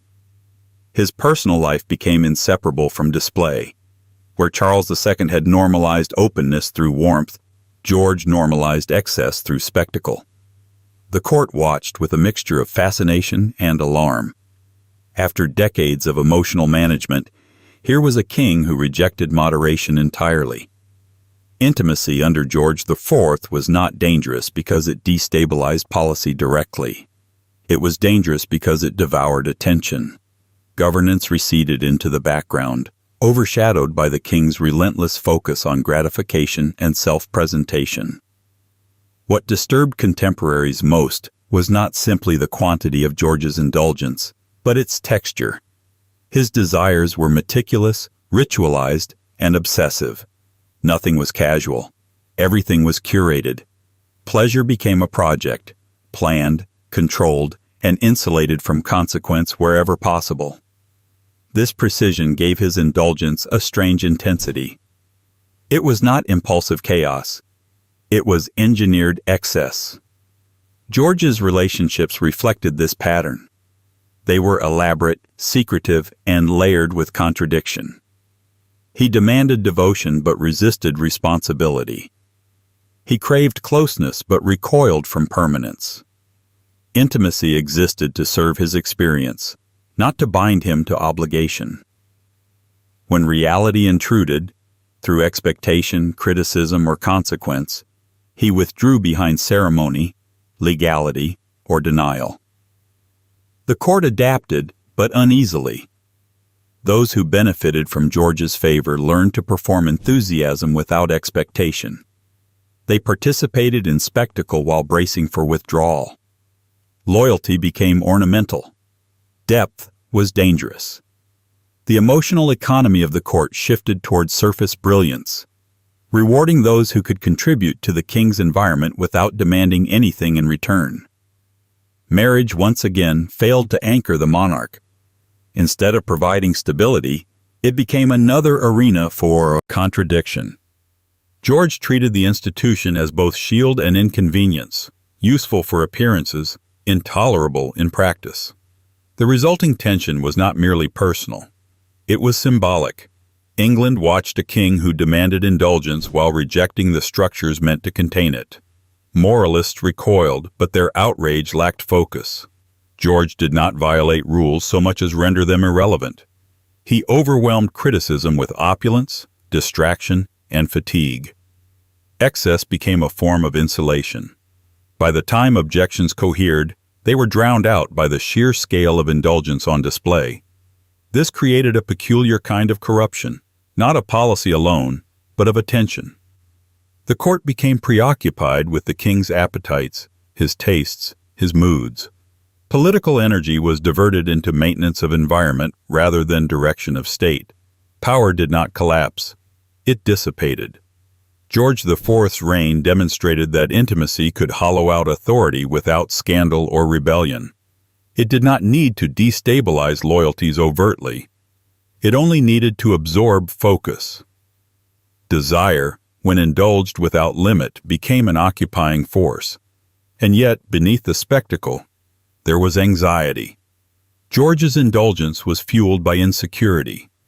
His obsession with display masked a deep fear of irrelevance, of being ignored, of losing control over narrative. Excess reassured him that he was still central, still desired, still commanding attention. Intimacy became performance, and performance became survival. The cost of this strategy was profound. Trust eroded. Authentic connection became rare. Those around George learned to mirror his tastes rather than challenge them. The court lost its capacity for correction. No one wanted to puncture the illusion because the illusion was the system. By the end of his reign, George IV left behind a monarchy bloated with ornament and starved of credibility. Intimacy had not shattered the crown, but it had softened it, dulled it, and wrapped it in layers of unreality. England endured, but uneasily, aware that excess had replaced balance and spectacle had replaced substance. The lesson seemed clear. Indulgence without restraint corrodes authority as surely as repression or control. And yet, as always, the lesson would be misapplied. Because the next figure to enter this story would not reject excess, but would experience it from the other side. She would become the hidden center of George's contradictions, living inside a world of secrecy, denial, and unresolved legitimacy. And in her strange, half-acknowledged existence, England would confront one of the most unsettling consequences of royal indulgence, a life shaped entirely by a relationship the Crown refused to fully admit. 18. Maria FitzHerbert. Maria FitzHerbert existed in the margins of monarchy by design. She was neither fully hidden nor fully acknowledged, neither erased nor embraced. Her life became a living contradiction, an intimate relationship that shaped a king's emotional world, while being officially denied by the institution he ruled. Where George IV indulged openly in excess, Maria was confined to secrecy, and that secrecy became its own kind of captivity. Their relationship did not resemble the theatrical indulgence that characterized much of George's life. It was quieter, more persistent, and therefore more unsettling. Maria represented something George both wanted and feared: permanence. She was not a passing presence or an ornamental distraction. She was a commitment the Crown could not legally recognize without destabilizing itself. And so the monarchy chose denial, not as an act of discretion, but as a policy. What made Maria's situation extraordinary was the way intimacy and legality collided around her. She was, by many accounts, privately bound to George in a manner that suggested genuine attachment, and yet publicly she did not exist. The state treated her as an inconvenience to be managed rather than a person to be acknowledged. This duality placed Maria in a psychological limbo few could comprehend. The court knew. It always knew. Secrets at this level are never truly secret, but knowledge without recognition creates a peculiar cruelty. Maria was discussed in whispers, referenced obliquely, accommodated quietly, and denied explicitly. She was present without being present. This ambiguity was not protective. It was corrosive. George's behavior toward Maria reflected his broader contradictions. He sought comfort in her constancy while refusing to offer legitimacy in return. He relied on her emotionally, returned to her repeatedly, and yet allowed the institution to pretend she was irrelevant. This was not indecision. It was compartmentalization, a skill George had perfected. Desire lived in one room. Responsibility lived in another. Maria was locked between them. For Maria, this arrangement demanded extraordinary endurance. She was expected to be loyal without recognition, devoted without security, present without claim. The relationship offered intimacy stripped of protection. She had access to the king's private self, but no shield against his public obligations or evasions. Her existence depended on his mood, his memory, and his willingness to resist erasure. Observers were disturbed by the imbalance, not because Maria sought power, she did not, but because she bore the weight of denial so visibly. Her life became a study in enforced invisibility. She could not assert her position without exposing the king. She could not withdraw without losing everything. The court watched her navigate this impossible space with a mixture of pity and unease. What made this situation particularly unsettling was how normalized it became. The monarchy absorbed the contradiction and carried on. George indulged elsewhere. Official marriages proceeded. Ceremonies continued. And Maria remained, unchanged, unacknowledged, and unresolved. This endurance exposed a deeper moral vacuum. Intimacy once again had been stripped of reciprocity. Maria FitzHerbert's story reveals a quieter form of exploitation. Not the violent assertion of control, nor the indulgent chaos of excess, but the sustained denial of legitimacy. The Crown did not punish her overtly. It simply refused to see her. And that refusal was absolute. In many ways, Maria embodied the cost of George IV's indulgence more clearly than any spectacle could. Excess creates debris. Maria was the debris. She lived with the emotional consequences of a king who wanted permanence without consequence, devotion without declaration. Her life became the shadow cast by indulgence when it encounters law. The court learned to treat this contradiction as background noise. That normalization was perhaps the most disturbing outcome. When denial becomes routine, cruelty becomes administrative. Maria's existence ceased to provoke outrage, and instead became a footnote, a tolerated anomaly. And yet, her persistence mattered. She remained a reminder that intimacy does not dissolve simply because it is inconvenient. That denial does not erase attachment. That the monarchy's ability to pretend has limits, even when backed by law and ceremony. Maria FitzHerbert did not change the course of English history directly. She did not force reform or provoke rebellion. Her impact was subtler and more unsettling. She demonstrated how easily a human life could be suspended between acknowledgement and erasure when power refuses responsibility. George IV moved on. The monarchy moved on. Maria did not. Her story lingered as an unresolved question. What happens to those who become essential to a ruler's private world but unacceptable to his public one? That question would not fade with George's death, because the next monarch would take a very different approach. He would reject secrecy, refuse denial, and wear his personal life openly, even defiantly. He would normalize what had been hidden, and in doing so, provoke a different kind of outrage. And England, once again, would discover that visibility carries consequences of its own. 19. William IV. William IV ruled like a man determined to undo embarrassment by overcorrecting it. Where his brother George IV had hidden contradiction behind secrecy and spectacle, William rejected subtlety entirely.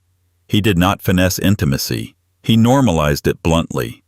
His reign unsettled England not because it reveled in excess or cruelty, but because it collapsed the distance between private life and public acknowledgement with almost reckless candor. William arrived on the throne already shaped by years of living outside its center. He had spent much of his life as a naval officer, immersed in environments where hierarchy was direct. Relationships were pragmatic, and discretion was a survival tool rather than a moral code. When he became king late in life, he brought that sensibility with him, and England was unprepared for how little ceremony he felt necessary. The most shocking aspect of William's personal life was not secrecy, but openness. Long before becoming king, he had maintained a stable, acknowledged domestic arrangement outside marriage, complete with children whose existence was neither denied nor disguised. This alone violated expectations. Royal courts were accustomed to euphemism, to polite ignorance, to carefully staged appearances. William offered none of that. His private life was treated as fact, not fiction. When he ascended the throne, the court braced for revision. Surely kingship would require erasure, denial, or at least polite distance. It did not. William did not rewrite his past or pretend it had not happened. He did not exile reminders of it. Instead, he folded his history into his reign, daring the institution to object. This blunt transparency made people uncomfortable in ways secrecy never had. The court did not know how to process honesty that refused shame. There was no scandal to whisper about, no mystery to decode. Everything was already known. And knowledge without denial removes the court's favorite weapon, implication.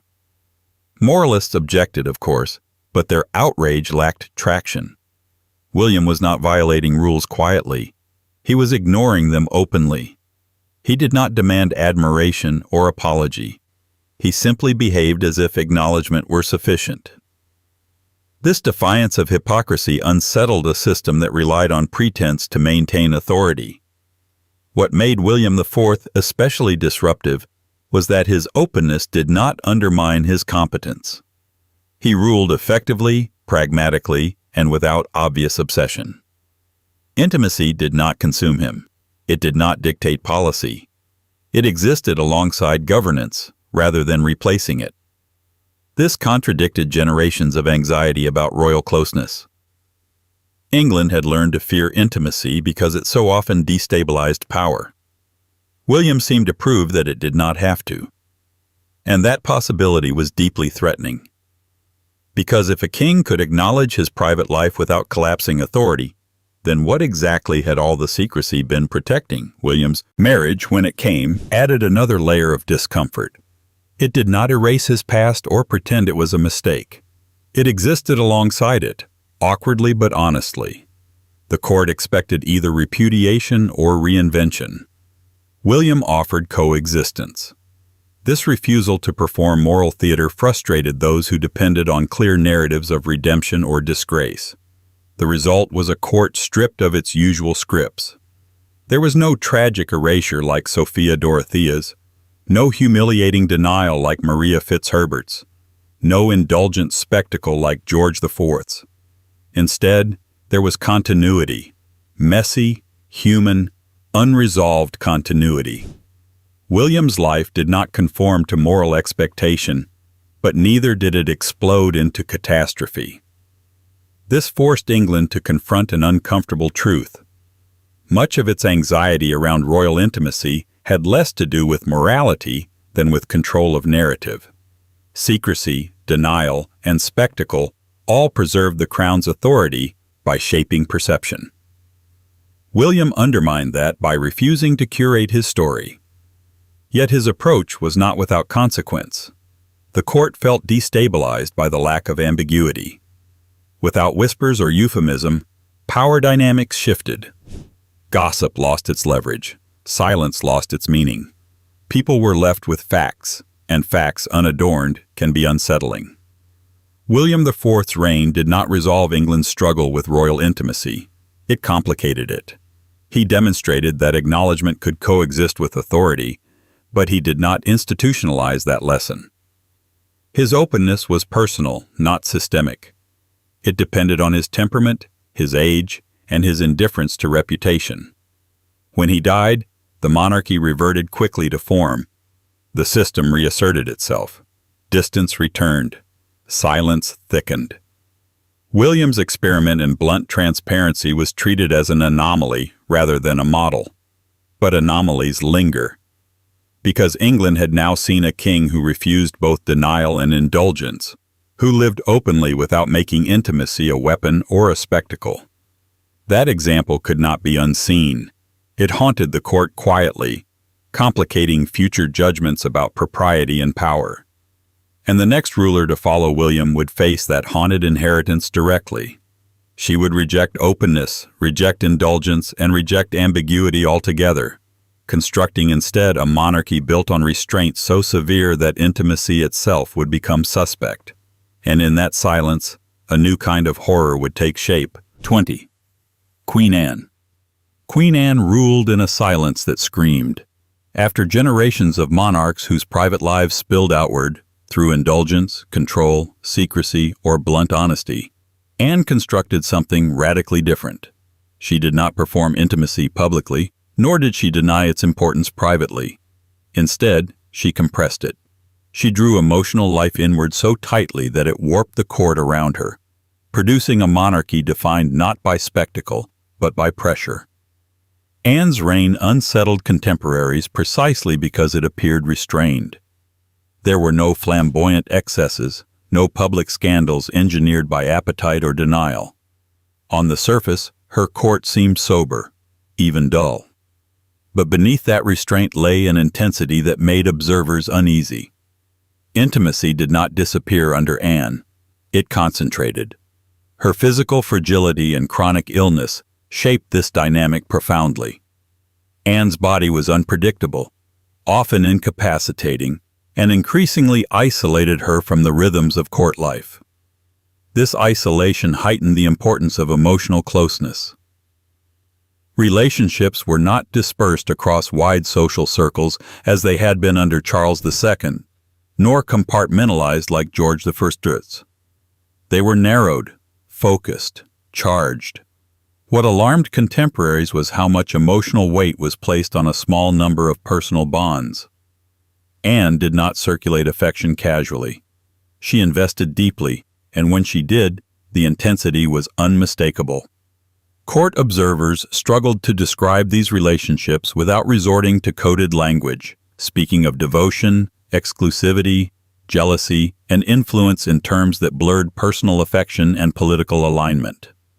The court quickly learned that proximity to the Queen mattered enormously, not just politically, but emotionally. Anne relied on a handful of trusted figures for comfort, reassurance, and stability. These relationships were not theatrical. They were private, earnest, and emotionally saturated. And because Anne's health limited her public engagement, those closest to her wielded disproportionate influence by virtue of access alone. This created an atmosphere thick with tension. Emotional closeness translated into political relevance, but without the buffers of humor, indulgence, or spectacle that had softened similar dynamics in earlier reigns. Under Anne, intimacy was quiet and therefore heavy. Disagreements felt personal. Shifts in favor felt catastrophic. The court became hyper-attuned to emotional cues because there were so few other signals to read. What unsettled observers most was the intensity of Anne's attachments to female companions. These relationships were described in language that emphasized devotion and exclusivity, framed as deeply emotional bonds rather than casual friendship. In an era accustomed to coded discretion, the emotional temperature alone provoked discomfort. The court did not know how to categorize what it was witnessing, and that uncertainty bred anxiety. Anne's emotional world became the axis around which the court revolved. Factions formed not merely around policy, but around perceived closeness to the Queen's inner circle. Loyalty was measured in attentiveness, presence, and perceived emotional alignment. Political disagreement risked being interpreted as personal rejection. Under such conditions, governance became inseparable from feeling. Unlike Henry VIII, Anne did not weaponize intimacy deliberately. Unlike George II, she did not stage rivalry overtly. But the effect was no less destabilizing. Emotional concentration creates fragility.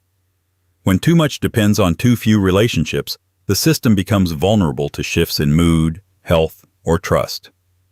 Anne's repeated personal losses, particularly the deaths of her children, deepened this fragility.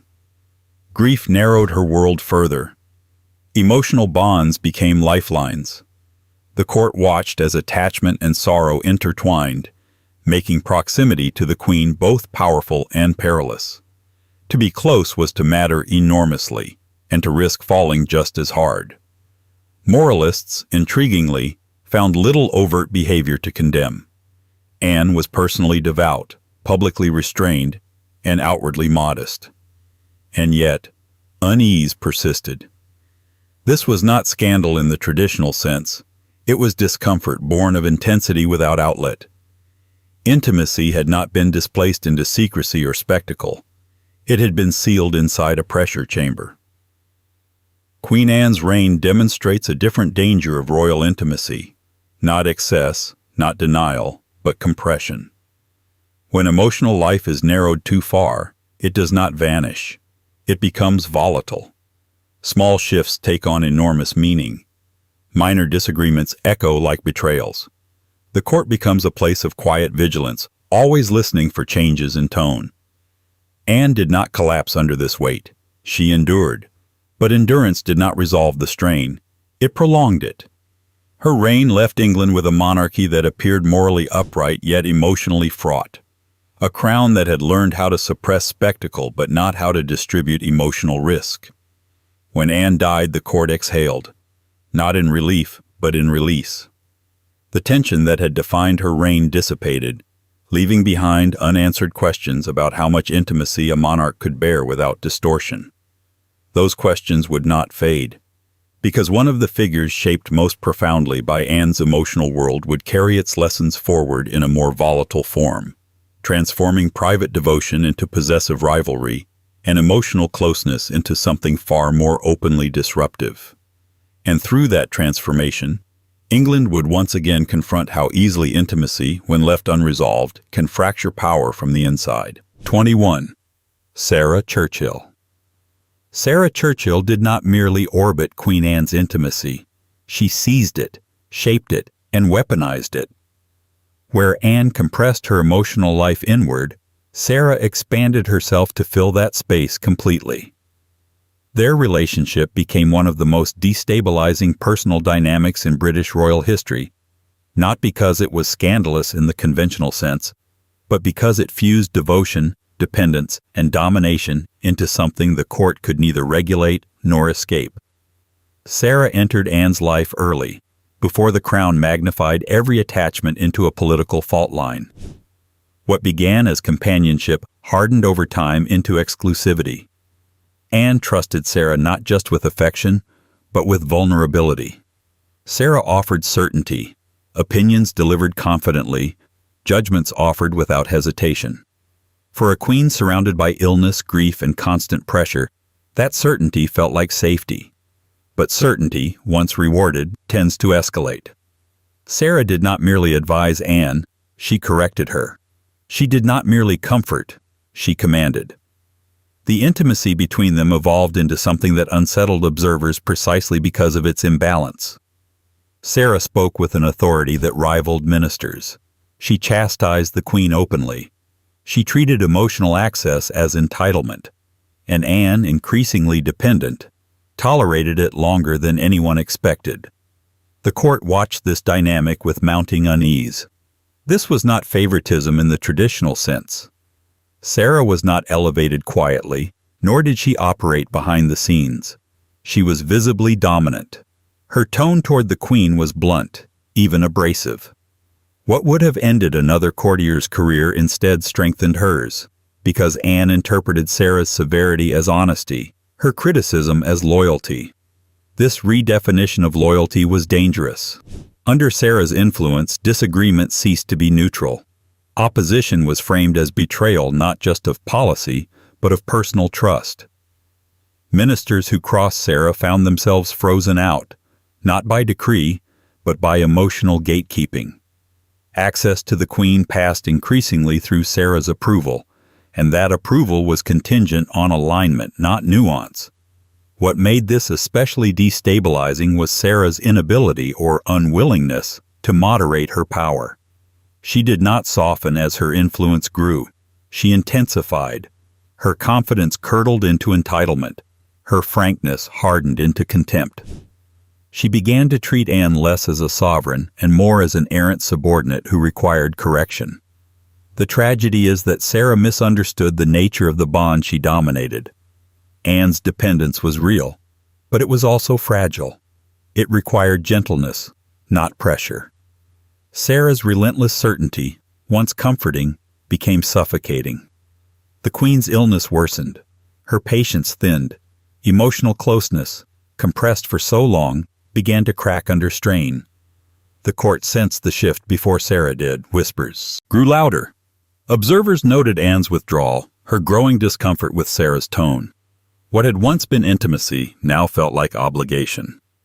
What had once been trust now felt like surveillance. And then abruptly, the balance inverted. Anne did not confront Sarah dramatically. She did not stage a public break. Instead, she did something far more destabilizing. She redirected affection elsewhere. Quietly. Gradually. Intimacy, once monopolized, began to diffuse.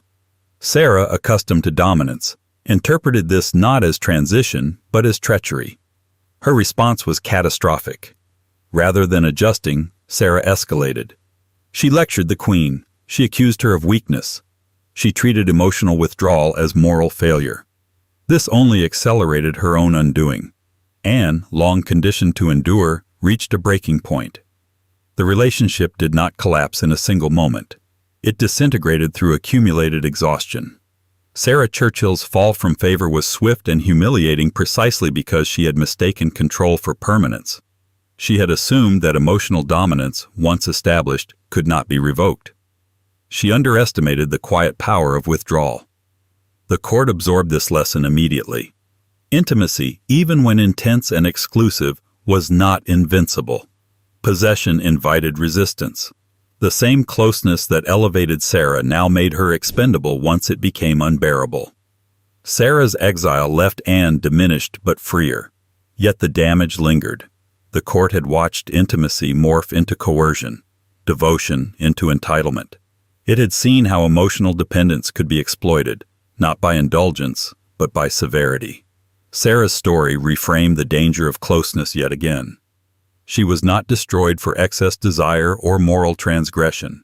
She was destroyed for overreach, for mistaking access for authority, for forgetting that intimacy, however intense, survives only as long as it remains bearable.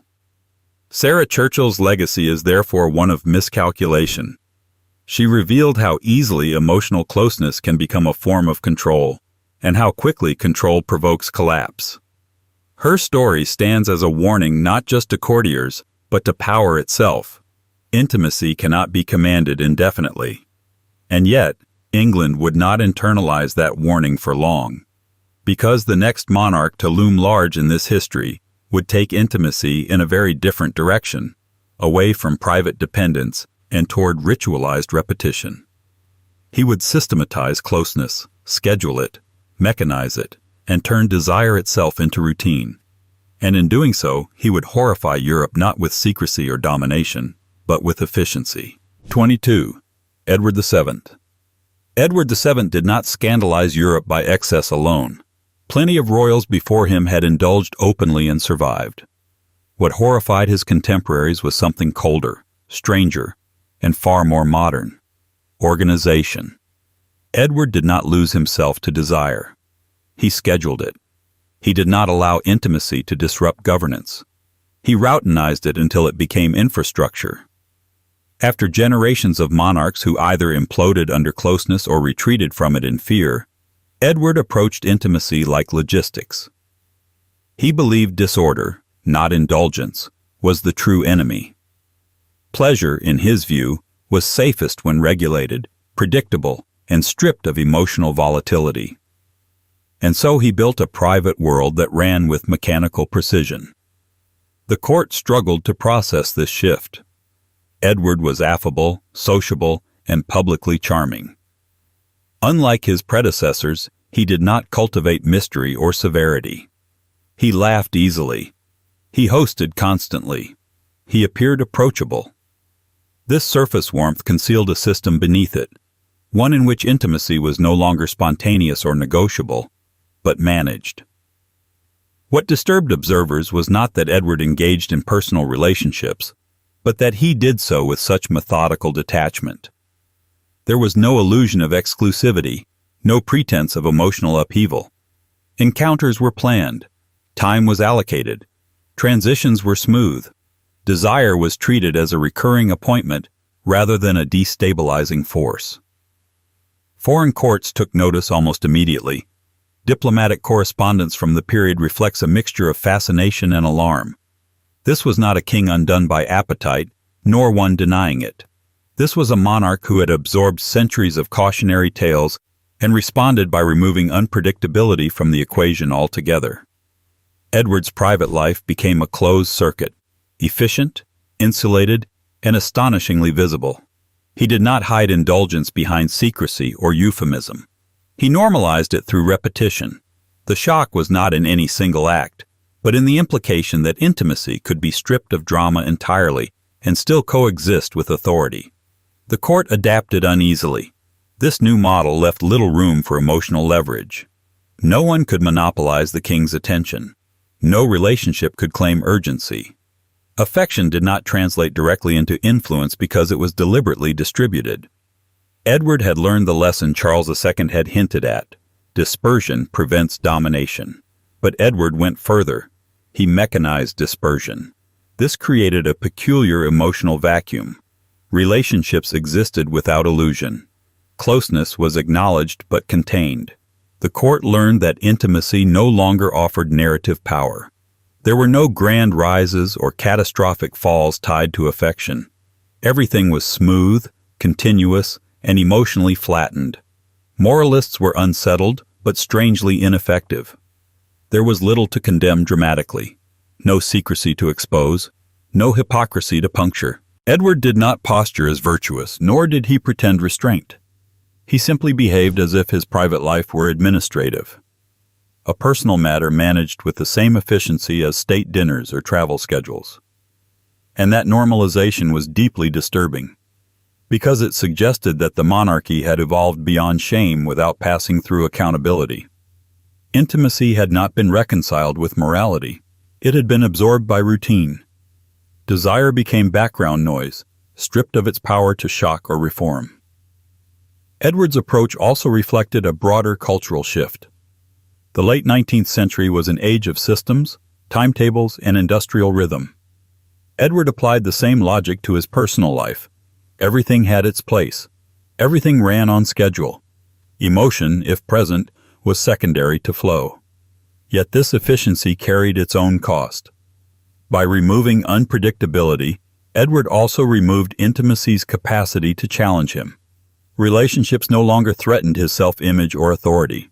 They did not demand growth or confrontation. They existed to maintain equilibrium, not to disrupt it. The court became complicit in this equilibrium. Silence replaced gossip not because of fear, but because there was nothing to decode. Everyone knew the arrangement. No one believed it mattered. Intimacy had been declawed. This was a profound departure from centuries of royal anxiety. England had long feared closeness because it distorted power. Edward demonstrated that closeness, when stripped of emotional intensity, could be rendered politically inert. That revelation unsettled observers far more than scandal ever had. Because if intimacy no longer destabilized authority, then what did it mean for the humanity of the crown? Edward VII ruled successfully. He did not fall. He did not provoke revolution or exile. And that, perhaps, was the most unsettling outcome of all. The monarchy survived indulgence not by resolving its contradictions, but by managing them so efficiently that they ceased to provoke reflection. Edward's reign left behind a chilling precedent. That desire could be normalized without being examined. That routine could replace reckoning. That power could absorb intimacy without being changed by it. But this equilibrium was fragile, because mechanization dulls sensation and dullness invites escalation. The next figures to inherit this world would find efficiency unsatisfying. They would seek intensity again, not through chaos or obsession, but through secrecy, transgression, and forbidden circles operating beyond routine's reach. And in that search for sensation beyond schedule, the monarchy would once again drift toward the shadows, where intimacy regains its power not through visibility, but through danger. 23. Alice Keppel. Alice Keppel thrived in the calm after the storm. Where Edward VII had turned intimacy into routine, Alice learned how to give that routine a human face, warm, reassuring, and deceptively gentle. She did not disrupt the system Edward built. She perfected it. And in doing so, she revealed something quietly disturbing about how normalized closeness could still concentrate power without ever appearing to do so. Alice was not mysterious in the way earlier royal intimates had been. She did not dominate like Barbara Villiers, nor did she endure invisibility like Maria Fitzherbert. Her power came from balance. She understood the emotional economy Edward VII had created and positioned herself as its stabilizer rather than its challenger. If Edward's private life was a machine, Alice became the part that prevented it from overheating. What unsettled contemporaries was not scandal, but acceptance. Alice's role was widely known, openly acknowledged in polite society, and treated with a strange civility that would have been unthinkable in earlier reigns. She was not whispered about with outrage. She was referenced with resignation. The monarchy had reached a point where structured intimacy no longer shocked. It simply existed. Alice's influence was subtle and therefore far-reaching. She did not demand favors loudly or assert dominance publicly. Instead, she offered emotional continuity. Edward trusted her not because she competed for his attention, but because she did not. She fit neatly into the schedule, into the rhythm, into the machinery of routine. Her presence smoothed edges, softened tempers, and absorbed frustrations that might otherwise have spilled into public life. This made her indispensable. The court watched with a peculiar mix of relief and unease. Alice did not destabilize politics overtly, yet her proximity to the king made her a conduit for sentiment, perception, and reassurance. Ministers understood that moods mattered less than equilibrium. Alice helped maintain that equilibrium, and in doing so she became quietly influential. Not through instruction, but through atmosphere. What made this dynamic unsettling was how little resistance it encountered. There were no dramatic confrontations, no moral reckonings. The monarchy had absorbed centuries of conflict around intimacy and emerged with a compromise that seemed to work. Alice was the embodiment of that compromise, visible but unthreatening, intimate but controlled, emotionally present without demanding transformation. This normalization carried a cost. By the time Alice occupied her role, the court had largely abandoned the idea that intimacy should challenge power. It was no longer expected to reveal hypocrisy or provoke reform. Instead, it functioned as maintenance. Alice's presence ensured continuity, not disruption. And while this prevented catastrophe, it also prevented reckoning. Observers began to sense a hollowness beneath the smoothness. The monarchy no longer appeared threatened by closeness, but it also no longer appeared humanized by it. Intimacy had become a service, something provided, managed, and relied upon, but never interrogated. Alice Keppel's greatest significance lies not in what she did, but in what her acceptance represented. The court had reached a point where emotional arrangements were judged not by morality, but by efficiency. If a relationship reduced volatility, it was tolerated. If it increased it, it was discarded. Intimacy was no longer a moral question. It was a logistical one. This shift had generational consequences. Those who grew up within this environment inherited a monarchy that treated closeness as infrastructure rather than experience. Young royals learned early that relationships were to be managed, scheduled, and contained. Desire was acceptable as long as it remained discreetly functional. Anything that threatened that functionality, excess, obsession, unpredictability, was quietly pushed aside. Alice's calm presence helped cement that lesson. She represented a version of intimacy stripped of urgency, drama, and danger. But danger has a way of returning when it is excluded too thoroughly. The human impulse for transgression does not vanish simply because it is inconvenienced. As Edward aged, the equilibrium Alice maintained grew increasingly fragile. Routine can sustain stability, but it cannot satisfy curiosity forever. Beneath the polished surface of the court, a younger generation watched, restless. They inherited privilege without illusion, structure without intensity. And for some, that absence became unbearable. The most troubling consequence of this environment was not complacency, but boredom. And boredom, at the heart of power, is combustible. As the monarchy moved into the next generation, the lessons of efficiency and containment collided with youthful restlessness and secrecy. Intimacy, stripped of spectacle and ritual, sought new outlets. Hidden ones, transgressive ones, dangerous ones. The figure who would come to embody that collision was young, insulated, and surrounded by rumor. Raised in a world where closeness had been systematized and normalized, he would drift instead toward secrecy and speculation, toward spaces deliberately outside the machinery Alice had helped perfect. And in the anxious silence that followed Edward VII's carefully managed reign, England would begin whispering again. Not about routine, but about something hidden, unregulated, and impossible to schedule. 24. Prince Albert. Victor. Prince Albert Victor existed almost entirely in rumor, and that was precisely what made him dangerous to the monarchy's carefully engineered calm. In a royal environment trained by Edward VII and Alice Keppel to treat intimacy as routine, manageable, and emotionally flat, Albert Victor represented a failure of containment.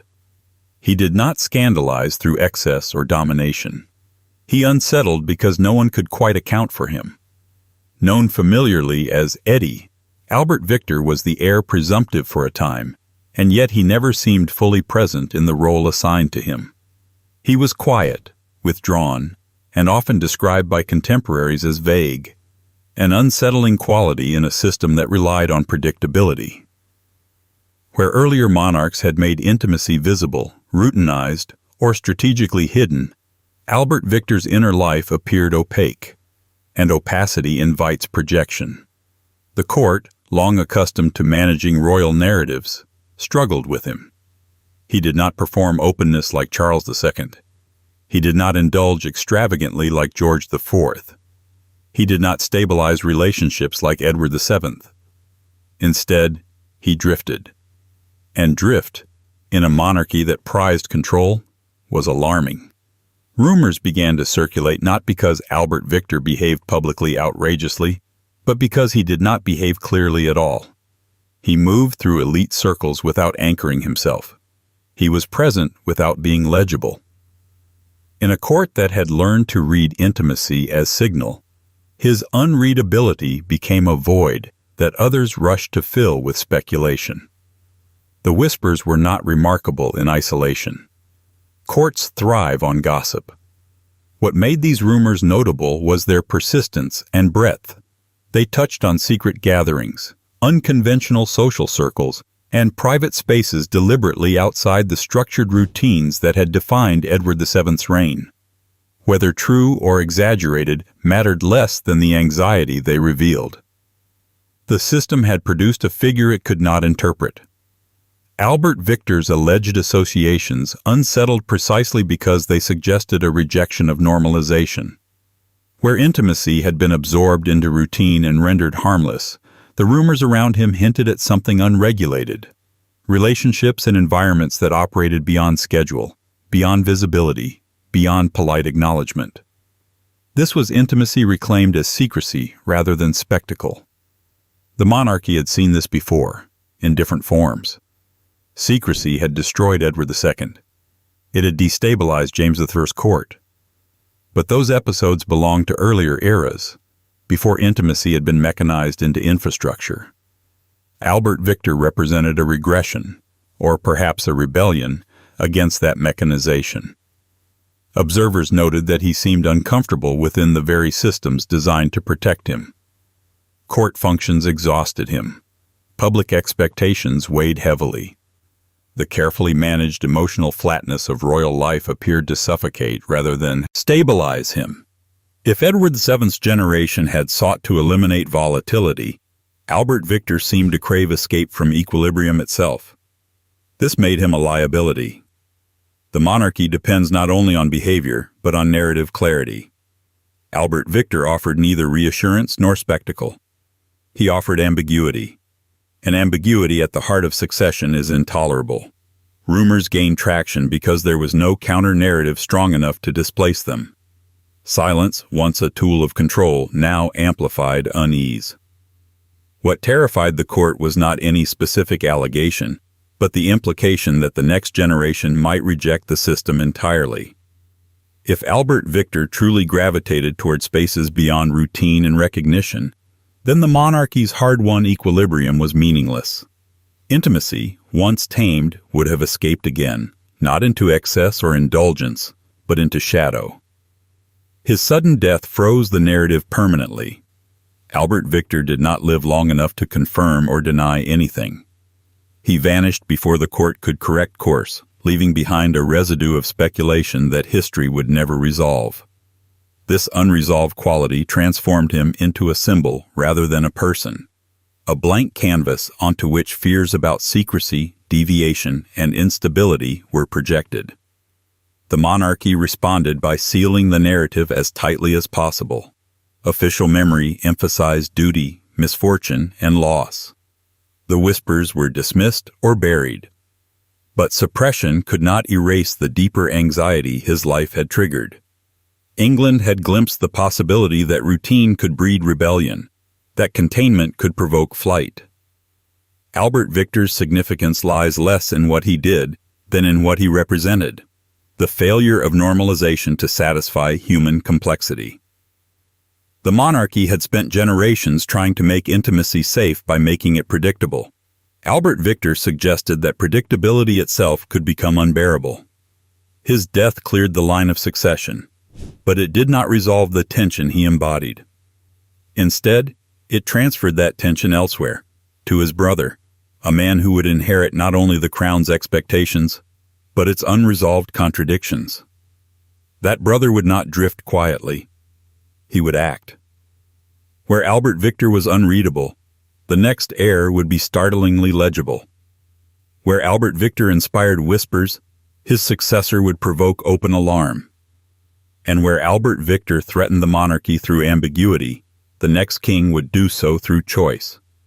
Because the next figure in this story would look directly at the system built to contain him, and decide quite deliberately to walk away from it. 25. Edward VIII. Edward VIII did not unsettle the monarchy by accident. He did it consciously, almost methodically, as if testing how much of the institution would bend before it broke. Where Prince Albert Victor had haunted the crown through ambiguity, Edward terrified it through clarity. His desires were not rumored, they were declared. And that declaration detonated a system built on containment. Edward had been raised inside the machinery perfected by Edward VII and Alice Keppel, a monarchy where intimacy was regulated, routinized, and rendered politically harmless. He understood that system intimately, and he despised it. To Edward, normalization felt like suffocation. Routine felt like erasure. He did not want intimacy to be efficient. He wanted it to be meaningful, consuming, and undeniable. From early adulthood, Edward exhibited a pattern that alarmed courtiers: emotional intensity coupled with dependency. He attached deeply and visibly, investing disproportionate weight in personal relationships while showing open disdain for ceremonial duty. Unlike his predecessors, he did not treat intimacy as maintenance or indulgence. He treated it as identity. This distinction mattered. Edward did not merely seek closeness. He needed it to validate him. Affection was not a pleasure but a compass. Without it, he drifted. With it, he fixated. The court quickly realized that influence over Edward did not come from hierarchy or tradition, but from emotional access. And emotional access, once granted, became dangerously central. What unsettled observers was not that Edward prioritized personal relationships, but that he subordinated everything else to them. Duty felt optional. Convention felt artificial. The monarchy, in his view, was a structure that existed to support his life, not the other way around. This inversion struck at the heart of constitutional kingship. Edward's emotional posture was frequently described as dependent, even adolescent. He sought reassurance constantly and reacted poorly to restraint or criticism. Where earlier monarchs had struggled to manage desire, Edward rejected management entirely. He wanted alignment, someone who would affirm his worldview without dilution. The court sensed catastrophe early. Advisors attempted redirection, caution, and compromise. Edward resisted all three. He interpreted boundaries as hostility and advice as interference. The more the institution pressed him to conform, the more defiantly he asserted his personal priorities. This tension escalated dramatically once Edward became king. The crown, which had once insulated him, now constrained him. Expectations sharpened. The margin for deviation narrowed. Edward responded not by adapting, but by hardening his defiance. He framed his struggle as authenticity versus hypocrisy, emotion versus artifice. It was a compelling narrative, and a dangerous one. Edward's insistence on personal fulfillment over institutional responsibility exposed a fault line the monarchy had long tried to seal. For centuries, the crown had tolerated indulgence, secrecy, excess, and even cruelty, as long as the structure remained intact. Edward challenged the structure itself. He suggested that a king's emotional life should dictate the crown's shape. This terrified the establishment. Unlike Edward II, whose downfall came through obsession and misjudgment, Edward VIII threatened abdication through choice. He was not undone by inability. He was undone by refusal. Refusal to separate private desire from public role. Refusal to allow intimacy to be managed rather than centered. The court's response oscillated between panic and disbelief. Surely he would relent. Surely compromise could be found. But Edward's clarity left little room for negotiation. He was not asking permission. He was asserting priority. What made this unprecedented was not simply the emotional bond at the center of the crisis, but Edward's willingness to dismantle his own authority to preserve it. The monarchy had survived centuries of scandal by absorbing damage. Edward proposed something else entirely: abandonment. To many observers, this was unforgivable. A king could indulge. A king could err. A king could even oppress. But a king who walked away voluntarily shattered the mythology of inevitability. Edward's stance suggested that the crown was optional, that intimacy could outweigh inheritance, obligation, and history itself. And yet, Edward did not see himself as destructive. He saw himself as honest. That self-perception made him impossible to persuade. He did not believe he was betraying the monarchy. He believed the monarchy had betrayed him by demanding emotional sacrifice. This reframing destabilized everything. It forced England to confront a question it had carefully avoided for generations. What happens when a monarch refuses to be managed? Edward VIII's abdication was not merely a constitutional event. It was an emotional indictment of the system that had normalized, scheduled, and neutralized intimacy for centuries. He rejected that inheritance outright. And in doing so, he revealed its fragility. But Edward did not act alone. At the center of his defiance stood a woman whose presence clarified everything the monarchy feared and everything Edward wanted. She did not merely receive his devotion. She organized it, focused it, and gave it direction. Where Edward was volatile, she was steady. Where he was reactive, she was deliberate. And as England would soon discover, the crisis was not simply that Edward loved her, it was that he listened to her. And in that dynamic, dependence meeting control, the monarchy faced one of its most unsettling reckonings yet. 26. Wallis Simpson. Wallis Simpson did not merely arrive at the center of British history, she reorganized it. Where Edward VIII supplied volatility, Wallis supplied gravity. The monarchy had weathered indulgence, secrecy, and even abdication in theory, but it had never encountered a figure who could focus a king's emotional dependence so completely while remaining outwardly composed. Wallis did not overwhelm Edward with passion. She stabilized him. And that, paradoxically, was what made her so dangerous. From the court's perspective, Wallis represented something profoundly unsettling: clarity without submission. She did not behave like a traditional royal companion. She did not seek visibility for its own sake, nor did she melt into discretion. She occupied her position with a calm that felt managerial rather than romantic. Edward clung to her. She did not cling back. And in that asymmetry lay the true rupture. Edward's dependence on Wallis was not simply emotional, it was existential. He relied on her judgment, her perspective, her approval. She became the lens through which he interpreted resistance, criticism, and duty. Where previous royal intimates had competed for influence, Wallis consolidated it quietly. She did not need to demand authority. Edward deferred to her instinctively. This dynamic alarmed the court far more than scandal ever could. The monarchy had learned to absorb excess by dispersing it. It had learned to survive secrecy by denying it. It had learned to manage indulgence through routine. But dependence concentrated power in a way no system could comfortably tolerate. Wallis did not challenge the monarchy openly. She did not lecture ministers or issue demands. Instead, she reshaped Edward's priorities so thoroughly that the institution found itself negotiating not with a king, but with a relationship.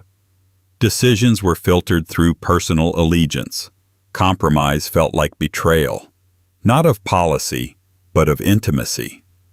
What made Wallis particularly unsettling was her refusal to perform expected roles. She did not present herself as a symbol, a moral lesson, or a tragic figure. She resisted romanticization. Her demeanor was pragmatic, even skeptical. This stripped the situation of mythic framing. There was no grand love story to resolve the crisis neatly. There was only a king who would not act without her assent. The court searched desperately for leverage and found none. Wallis did not seek the crown. She did not posture for legitimacy. Her power lay in Edward's reliance, not her ambition. This made her immune to many traditional pressures. Removing her meant destabilizing him entirely. Accepting her meant reconfiguring the monarchy's emotional hierarchy. Public reaction oscillated between outrage and fascination, but beneath it lay a deeper fear. If Edward could abdicate for personal fulfillment, what did that say about the crown's claim to permanence? Wallis became the embodiment of that question, not because she demanded change, but because Edward demanded it for her sake. The abdication crisis revealed how thoroughly Wallis had become central to Edward's sense of self. He framed his decision not as sacrifice, but as liberation. The monarchy framed it as disaster narrowly avoided. Both interpretations contained truth. What was undeniable was that Wallis had exposed the limits of containment. Intimacy, once normalized and managed, had reasserted itself as decisive. After Edward stepped aside, Wallis's role shifted, but did not diminish. She remained the axis around which his life revolved, the reference point against which all else was measured. The crown moved on. The institution healed. But the emotional rupture lingered. Spoilers? Avoid future mention too specific. Keep narrative. Wallis Simpson's legacy is often flattened into caricature, but the unsettling reality is subtler. She did not conquer the monarchy. She revealed its dependence on managing the inner lives of those who wear it. She showed that a king who refuses management can unmake centuries of compromise simply by choosing alignment over obligation. And perhaps most disturbingly, she demonstrated that intimacy does not need to be loud to be revolutionary. It can be calm. It can be orderly. It can look like partnership rather than indulgence. And it can still force an empire to redraw its boundaries. The monarchy learned from Wallis, but again, not the lesson it needed. It tightened protocols. It reinforced distance. It sanctified duty with renewed severity. Emotional transparency became suspect. Dependence became taboo. The institution retreated, determined never again to be cornered by a single relationship. But retreat does not erase desire, it redirects it. In the shadows of that retreat, a younger generation of royals absorbed the message that intimacy must be hidden, coded, and carefully segmented. They learned to seek fulfillment away from scrutiny, in circles insulated from consequence. And in those circles, the very dangers the monarchy feared would quietly regroup. The next figure in this story would grow up in that aftermath, surrounded by privilege, trained in discretion, and rumored to move through worlds deliberately kept out of sight. Where Edward VIII had confronted the institution openly, this figure would operate obliquely, threading intimacy through elite networks that thrived on silence. And in that silence, England would begin to hear echoes of an old anxiety returning, one that had never truly left, only changed its address. 27. Prince George. Prince George moved through the royal world like a rumor that refused to stay contained. By the time he came of age, the monarchy had already absorbed the shock of Edward VIII's abdication and responded the only way it knew how, by tightening silence. Intimacy was no longer merely managed, it was segmented.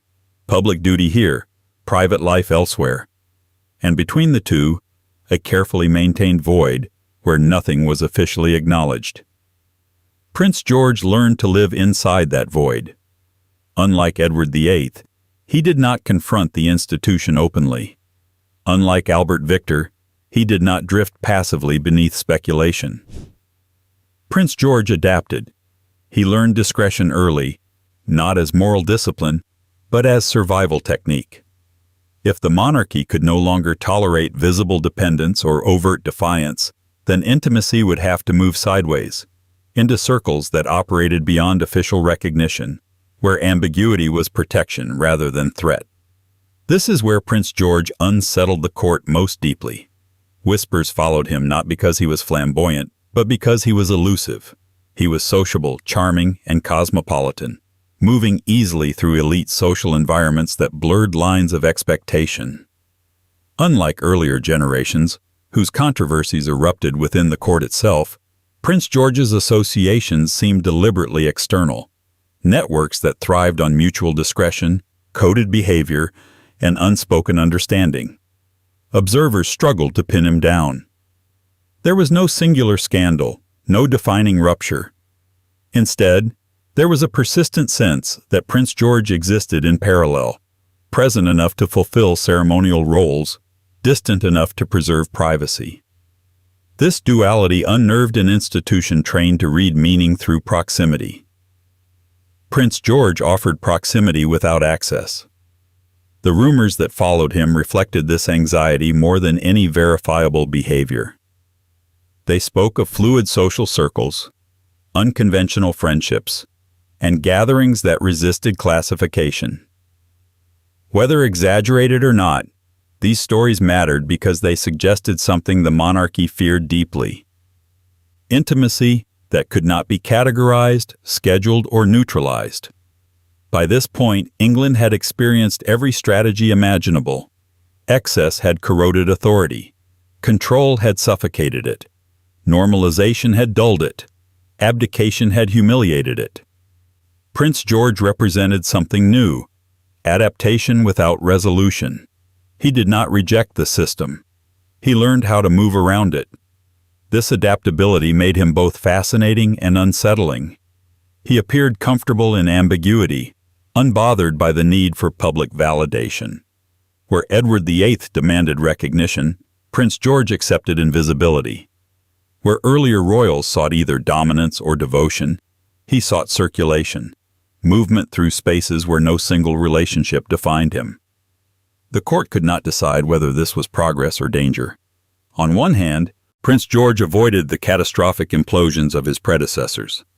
There were no constitutional crises, no public confrontations, no visible breakdowns. On the other hand, his opacity meant the institution could not reassure itself that boundaries still held.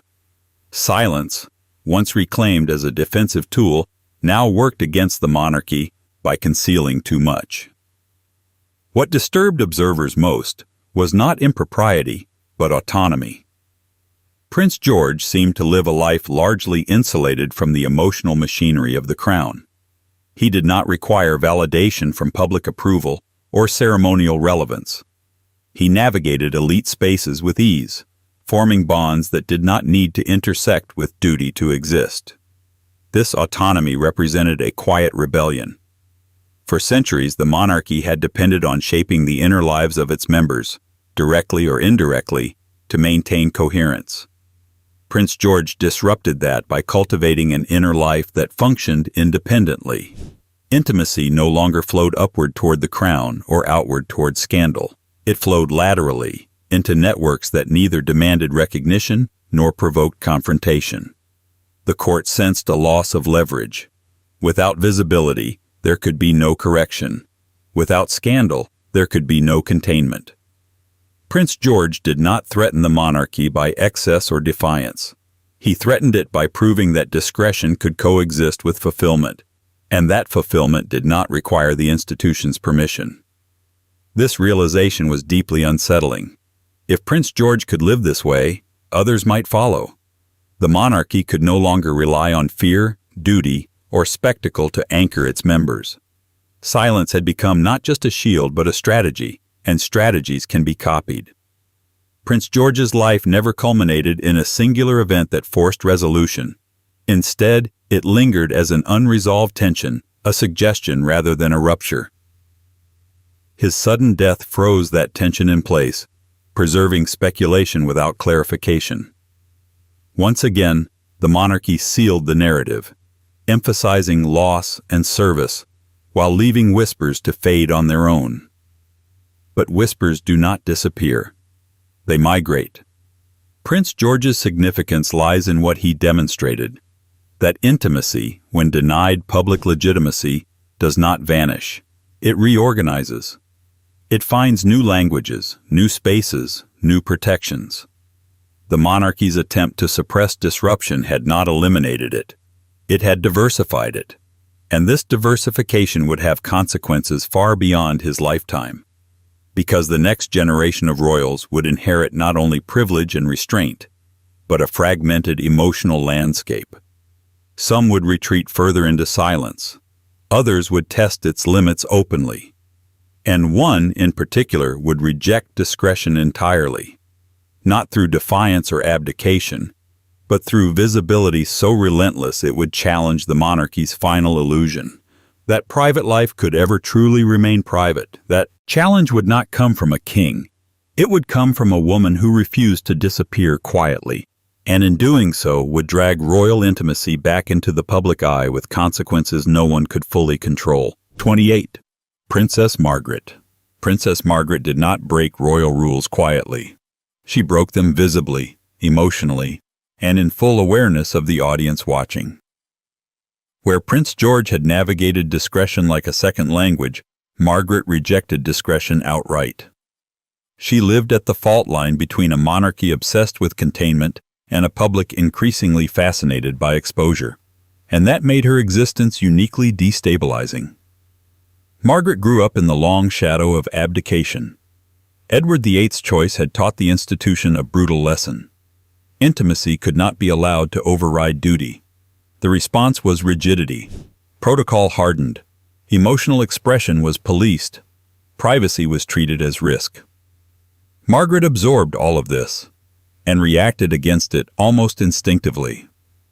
Unlike earlier figures whose intimacy operated through secrecy or adaptation, Margaret's was confrontational.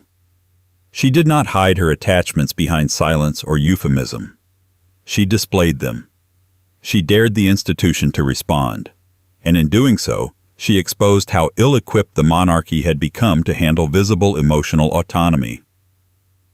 Margaret's problem, from the court's perspective, was not simply who she loved or how intensely she felt. It was that she insisted on being seen, feeling it. Her emotions were not strategic, they were expressive. In a royal system that depended on managed neutrality, this expressiveness read as rebellion. The court attempted containment through delay, indecision, and procedural fog. Choices were postponed, permissions were withheld ambiguously. Margaret was neither allowed nor forbidden. She was suspended. This indecision was meant to cool emotion. Instead, it intensified it. The longer her personal life remained unresolved, the more symbolic it became. Margaret's relationships were interpreted not just as personal choices, but as statements. Every appearance, every absence, every visible mood was scrutinized. She became a spectacle, not because she sought scandal, but because the institution forced her into visibility by refusing resolution. The monarchy had learned to manage intimacy by compartmentalizing it. Margaret refused the compartments. What made her especially unsettling was her refusal to perform remorse. She did not apologize for wanting a life beyond ceremonial obligation. She did not frame her desires as tragic burdens. She treated them as legitimate. This posture infuriated traditionalists because it challenged the emotional hierarchy of the crown. If a royal woman could claim fulfillment openly, what did that imply about the sacrifices demanded of others? Margaret's visibility also coincided with cultural change. Post-war Britain was renegotiating authority, class, and conformity. The public no longer accepted distance as unquestionable virtue. Margaret became a proxy for these tensions. A royal who looked less like an icon and more like a person struggling against institutional suffocation. The court's response oscillated between indulgence and punishment. Margaret was granted space, then chastised for using it. She was celebrated as glamorous, then criticized for excess. This inconsistency deepened her alienation. Intimacy once again became a battlefield where the monarchy tested control without clarity. Over time, Margaret's defiance hardened into disillusionment. When personal fulfillment was repeatedly deferred or denied, she sought intensity elsewhere, in environments that rewarded expression rather than restraint. The court interpreted this as recklessness. Margaret interpreted it as survival. What disturbed observers most was not the behavior itself, but the sense of collision. Margaret was not rebelling against morality so much as against emotional suppression. She did not want secrecy. She wanted acknowledgement, and that demand cut deeper than scandal ever could. The monarchy had survived excess, indulgence, secrecy, abdication, and adaptation. What it had not learned to tolerate was visible dissatisfaction.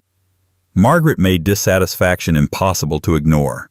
Her life became a running commentary on the cost of containment. As years passed, the institution adjusted, but never reconciled. Margaret was allowed to exist, but not to resolve. Her story did not culminate in transformation or reform. It lingered, unresolved, mirroring the monarchy's own emotional impasse. Princess Margaret's legacy is therefore one of exposure. She revealed what happens when intimacy is denied legitimacy, but not extinguished. It does not disappear. It fractures. It seeks outlets. It becomes louder. And in becoming louder, it changes the relationship between the crown and the public. Margaret forced the monarchy to confront a truth it had spent centuries avoiding: that emotional life cannot be indefinitely subordinated without consequence. That visibility, once unleashed, cannot be easily reclaimed. That suppression does not preserve dignity, it relocates conflict. The institution survived Margaret, but it did not emerge unchanged. The public learned to expect transparency, the press learned to pursue it, and future royals would inherit a world where silence no longer guaranteed protection. The next figure in this story would grow up within that exposed landscape, where discretion had lost its power and intimacy, once hidden or managed, was now relentlessly pursued. And unlike Margaret, this figure would not merely challenge the system through emotion. He would test it through behavior so unsettling, so quietly normalized within elite circles, that even the monarchy's hardened defenses would struggle to contain the fallout. 29. Lord Mountbatten. Lord Mountbatten occupied a peculiar position in the royal ecosystem, close enough to power to shape it, distant enough to deny responsibility for its consequences. He was not a king, not a consort, not a spare waiting in line. He was something more elusive, and in many ways more dangerous. He existed at the junction where intimacy, authority, and legacy quietly exchanged favors. By the time Mountbatten's influence peaked, the monarchy had already learned to fear visible emotion. Princess Margaret's life had demonstrated how public dissatisfaction could destabilize the institution. The response was not reform, but redirection. Intimacy would no longer be expressed loudly or romantically. It would be reframed as mentorship, patronage, and tradition. And Mountbatten mastered that reframing better than anyone. Outwardly, he was everything the monarchy needed: disciplined, charismatic, impeccably connected, and endlessly confident in his own judgment. He spoke the language of service and continuity fluently. He framed closeness not as indulgence, but as guidance. This made his access appear harmless, even virtuous. Who could object to counsel offered in the name of duty? But intimacy rarely disappears. It changes costume. Mountbatten's relationships were marked by ritual and hierarchy. He cultivated loyalty through proximity, shaping identities through approval and attention. Those drawn into his orbit found themselves participating in carefully structured dynamics where admiration flowed upward and validation flowed downward. It was not chaos. It was choreography. What unsettled observers was not impropriety in the sensational sense, but pattern. Mountbatten did not merely advise. He cultivated dependence. He positioned himself as an emotional anchor, someone whose approval mattered, whose presence conferred legitimacy. In a monarchy increasingly wary of visible attachment, this quieter form of closeness slipped through defenses. His influence extended across generations. He understood that shaping the future required early access. Mentorship became his preferred instrument. Advice was offered generously, insistently, and with a confidence that discouraged contradiction. Those under his guidance were encouraged to trust his judgment over their own instincts. This trust, once established, proved difficult to disentangle. The court rationalized this dynamic easily. Mountbatten was experienced, decorated, connected. His counsel seemed stabilizing in an era anxious about deviation. Yet beneath that reassurance lay an uncomfortable truth. The monarchy had outsourced emotional authority to figures it did not fully supervise. Mountbatten's role blurred lines deliberately. He was family, but also advisor. He was elder, but also confidant. He was tradition embodied, yet personally modern. This ambiguity made him indispensable and insulated him from scrutiny. Intimacy, reframed as mentorship, escaped the moral alarms that had once rung loudly. What made this especially disturbing was how normalized it became. The monarchy, exhausted by centuries of scandal and suppression, embraced anything that promised continuity without spectacle. Mountbatten offered exactly that. His closeness did not threaten abdication or public unrest. It promised order. But order can conceal as much as it reveals.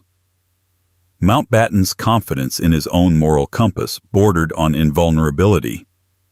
He believed deeply in his right to shape others' paths, to guide, to correct, to mold. This belief was rarely questioned, because questioning it would require confronting how much power had been ceded quietly. The press, still learning how to navigate the post-Margaret landscape, treated Mountbatten cautiously. He was respected, even revered. Stories framed him as a stabilizer, a bridge between eras. This reverence created a protective halo, discouraging deeper inquiry into the nature of his influence. And that is where the monarchy's long struggle with intimacy reached a new stage. No longer did danger come from excess or visibility. It came from normalization, from closeness so embedded in structure that it no longer registered as intimacy at all. Relationships became roles. Affection became tradition. Authority became personal without ever appearing emotional. Mountbatten thrived in that environment. His legacy is unsettling not because it culminated in a single scandal, but because it demonstrated how easily power adapts. When one form of intimacy becomes unacceptable, another replaces it. When desire is scrutinized, guidance is sanctified. When emotion is policed, influence disguises itself as duty. The monarchy believed it had learned to manage private life by enforcing restraint and decorum. Mountbatten revealed that management can itself become a blind spot. Intimacy does not need romance to be potent. It only needs access. By the time his influence waned, the patterns he had reinforced were already embedded. Younger royals had learned to interpret closeness through hierarchy rather than affection, through obligation rather than choice. This produced compliance but not necessarily safety. Because when intimacy is institutionalized, it becomes harder to question. And when it is harder to question, it becomes harder to escape. Mountbatten's story closes a chapter and opens another. He represents the monarchy's pivot away from visible emotional conflict towards something colder and more ambiguous. Influence without accountability, closeness without transparency, tradition without interrogation. And the consequences of that pivot would not remain abstract. Because the next figure to enter this narrative would inherit not only royal privilege, but the silent structures Mountbatten helped normalize. She would step into a world where intimacy was managed quietly, protected fiercely, and denied publicly. And when she refused to accept that arrangement, when she spoke openly, acted independently, and challenged silence itself, the monarchy would face a reckoning unlike any it had known before. One that could not be contained by tradition nor softened by time. 30. Charles II. Charles II returns to this story not as a repeat, but as a reminder. His name appears again because his reign refuses to stay contained within a single interpretation. If earlier we met Charles as the king who flooded the court with openness, here he reemerges as something more unsettling. The man who taught the monarchy how to survive contradiction without resolving it. By the time later generations looked back on Charles II, they no longer saw chaos. They saw precedent. Charles ruled after trauma, after regicide, exile, Puritan severity, and moral exhaustion. England did not want virtue. It wanted relief. Charles understood this instinctively and built a court that operated on emotional diffusion. He did not suppress intimacy, he multiplied it. No single relationship carried too much weight. No single bond could threaten the crown. Desire, spread thin, became manageable. This was not indulgence by accident. It was strategy by instinct. Charles normalized contradiction. He allowed incompatible realities to coexist without demanding reconciliation. Public ceremony flourished alongside private informality. Moral outrage coexisted with indulgent tolerance. The court learned to live with inconsistency rather than resolve it, and that lesson would echo through every royal intimacy that followed. What made Charles II so unsettling in retrospect was not what he did, but what he made possible. He demonstrated that a monarchy could endure without coherence. That authority did not require moral clarity, only continuity. This realization changed everything. Under Charles, intimacy became social rather than ideological. It was something one participated in, not something one justified. Relationships overlapped, shifted, and dissolved without triggering institutional crisis. Where Henry VIII had turned intimacy into law and James II had turned it into discipline, Charles turned it into ambience. And ambience is difficult to regulate. The court became a place where access felt casual but remained consequential. Humor softened hierarchy, but did not eliminate it. Informality masked influence. Those closest to the king often appeared unserious, yet their proximity mattered enormously. Power hid behind laughter. This created a monarchy that was resilient, but also evasive. Charles did not demand emotional loyalty in the way Edward II had. He did not insist on reverence like Richard II. He did not crave reassurance like Henry III. Instead, he cultivated enjoyment. And enjoyment proved remarkably stabilizing. People were less inclined to revolt against a king who made life feel lighter, even if he made governance feel looser. But this lightness carried a moral cost. Charles's court blurred boundaries so thoroughly that accountability became diffuse. When everyone participates in contradiction, no one feels responsible for resolving it.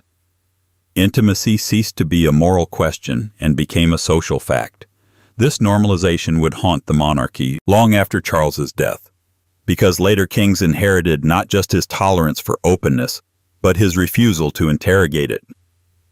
They learned that scandal could be survived if it was entertaining enough, that contradiction could be endured if it was familiar enough. Charles taught the crown how to absorb tension without addressing it. This is why his name echoes again here. The monarchy's later struggles with indulgence, secrecy, dependency, abdication, suppression, and rebellion were all shaped by Charles's innovation. He did not solve the problem of royal intimacy. He made it livable, and in doing so, he ensured it would never fully disappear. Even as later generations swung between extremes, control under James II, detachment under George I, spectacle under George IV, routine under Edward VII. The underlying logic remained Charles's. Diffuse the pressure, normalize the contradiction, keep the system moving. By the time Princess Margaret challenged restraint, or Prince George navigated discretion, or Edward VIII rejected containment altogether, they were all reacting, consciously or not, to a structure Charles had built centuries earlier. A structure that allowed emotional disorder to exist without collapse.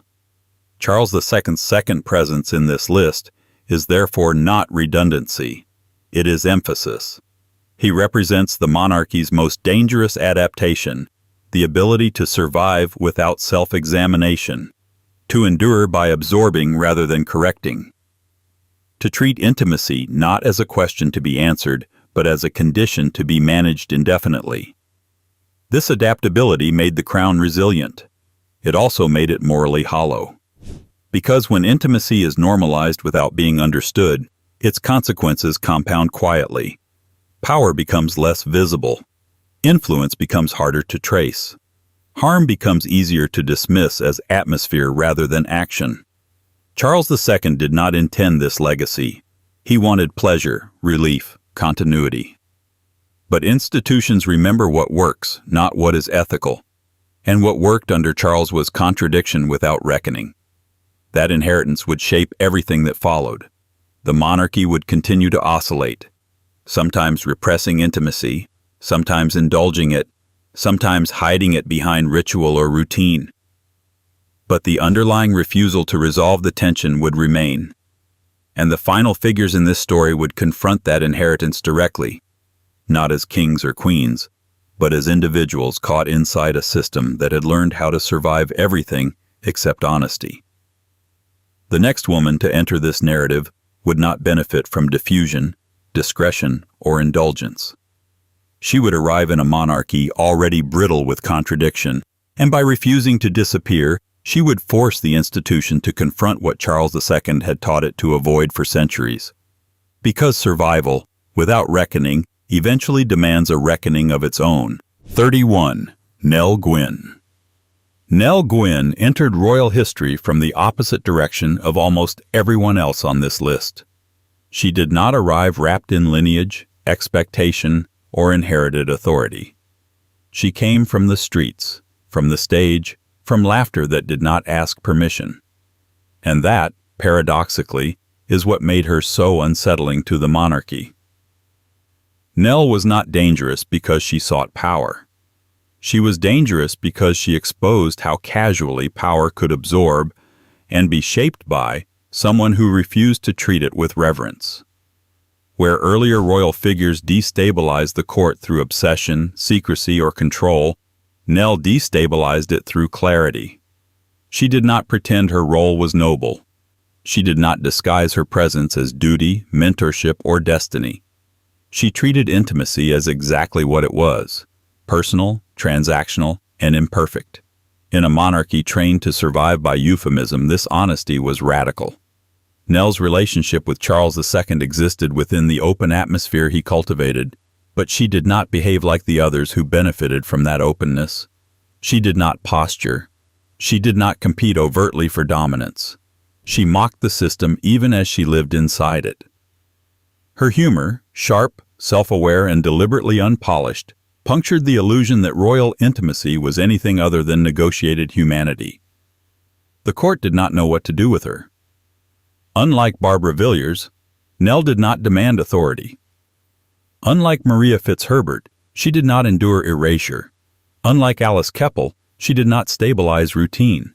She refused every available script.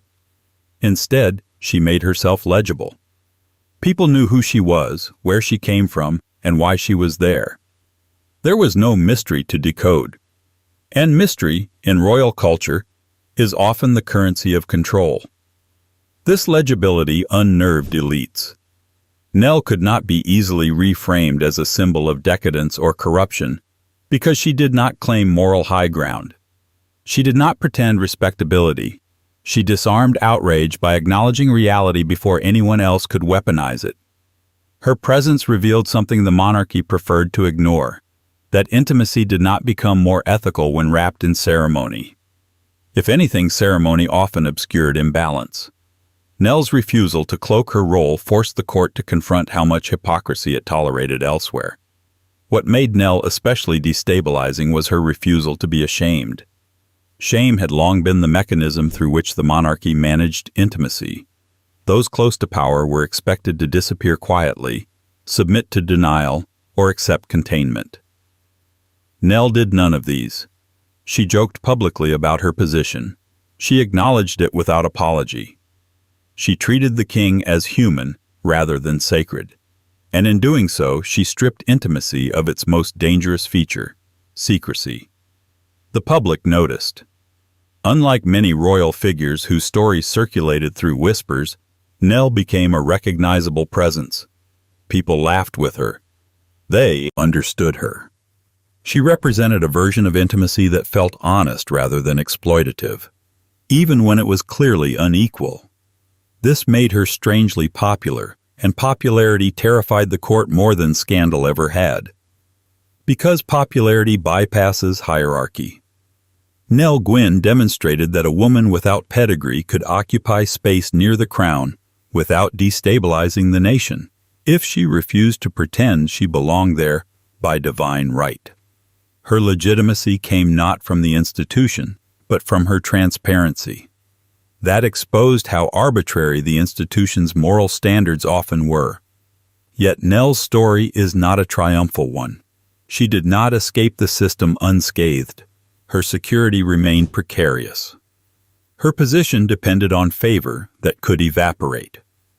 She was tolerated because she did not challenge the crown's authority, only its pretensions. But tolerance is not protection. What makes Nell's legacy unsettling is not that she exploited intimacy, but that she survived it without illusion. She did not romanticize her role. She did not confuse access with power.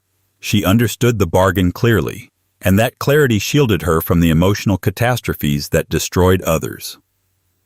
In a list dominated by figures undone by dependence, denial, or domination, Nell Gwyn stands apart.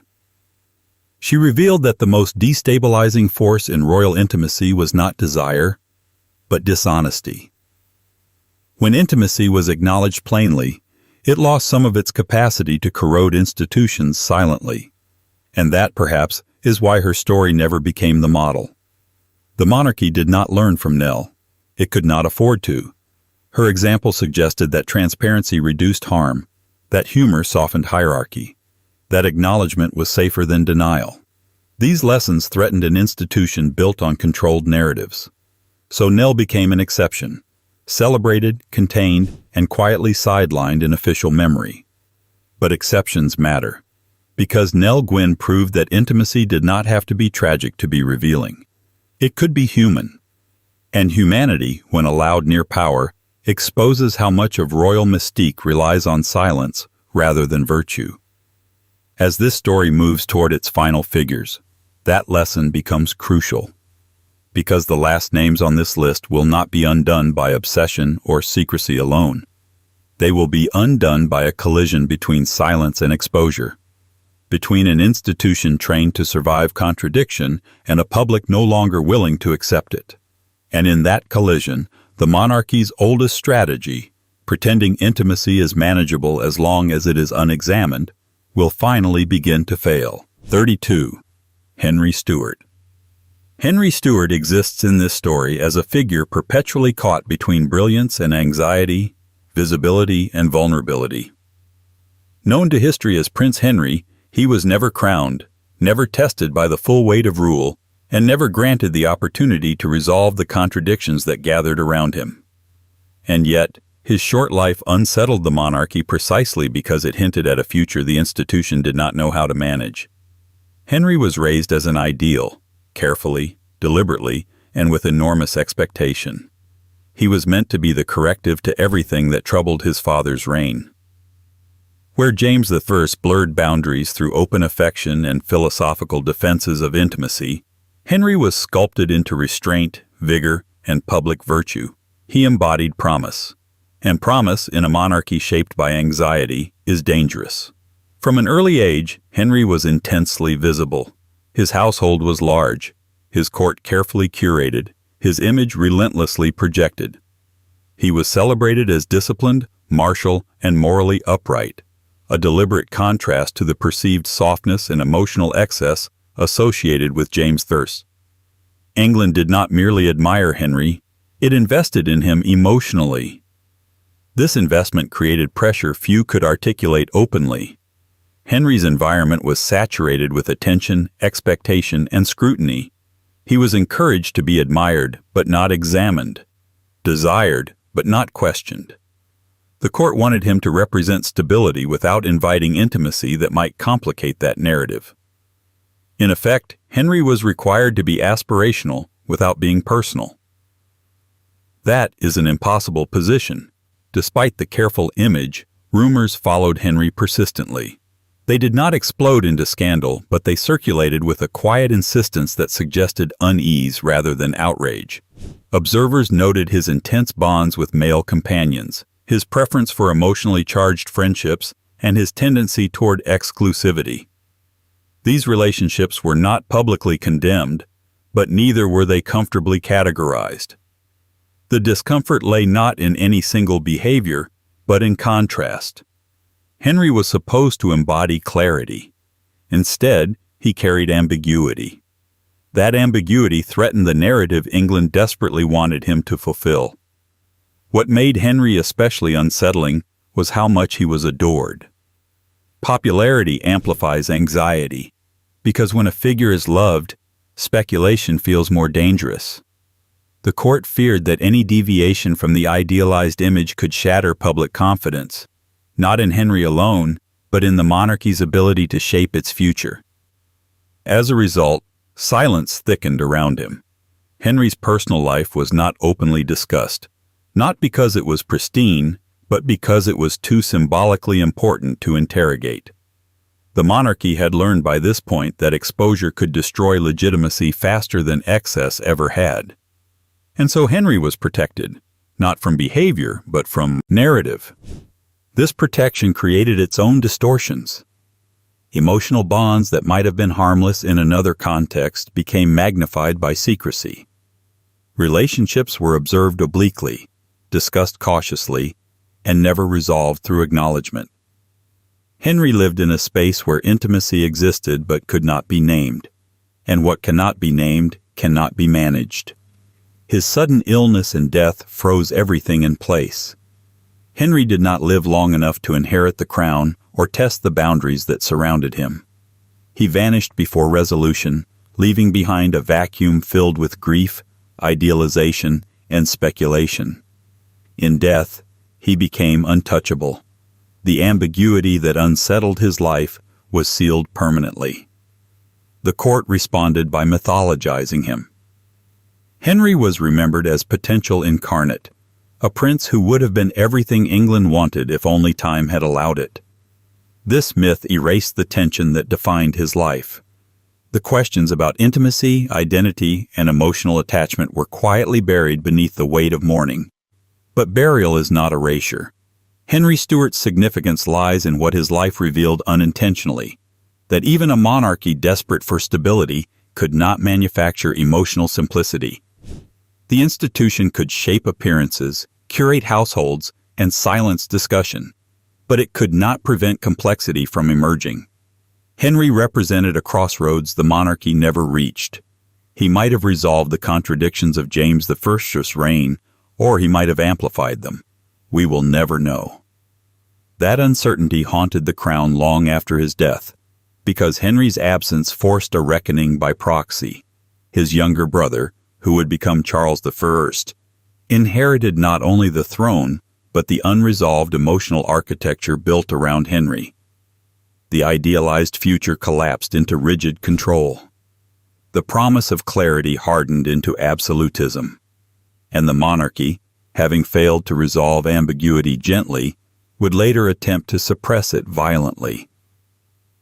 Henry Stuart's story is therefore not about scandal, but about pressure. About what happens when intimacy is constrained by expectation rather than guided by honesty. He was not undone by desire or excess. He was undone by being turned into a symbol too early and protected from being human too thoroughly. In the long history of English royal intimacy, Henry stands as a quiet warning. Idealization is not stability. Silence is not resolution. And promise, when overburdened, can fracture just as easily as indulgence. The monarchy did not learn this lesson in time. Because the final figure in this list would emerge from a world shaped by all these failures: excess, control, denial, normalization, secrecy, and myth. A world where intimacy had been hidden, managed, and moralized until it became radioactive. And in that world, accusations would surface that were so stark, so destabilizing, that they would not require proof to do damage. The last name on this list would not be remembered for indulgence, adaptation, or defiance, but for how quickly rumor alone could be weaponized when an institution had spent centuries teaching people to fear what happened behind closed doors. 33. Richard III. Richard III entered history already condemned. Long before historians sharpened their arguments or playwrights sharpened their knives, rumor had done its work. He did not merely inherit a troubled crown, he inherited a narrative primed for monstrosity. And in a monarchy that had spent centuries training itself to fear intimacy, ambiguity, and secrecy, Richard became the perfect vessel for everything England no longer wanted to understand. Unlike many figures before him, Richard did not preside over a visibly indulgent court. He did not flood the palace with openness like Charles II, nor retreat into silence like George I. He ruled briefly, tensely, and under extraordinary suspicion. His personal life was not widely observed, it was inferred. And inference, in an anxious system, can be more destructive than evidence. The accusations that followed Richard were striking not because they were unprecedented, but because they were voiced at all. English political culture rarely articulated such claims openly without strategic purpose.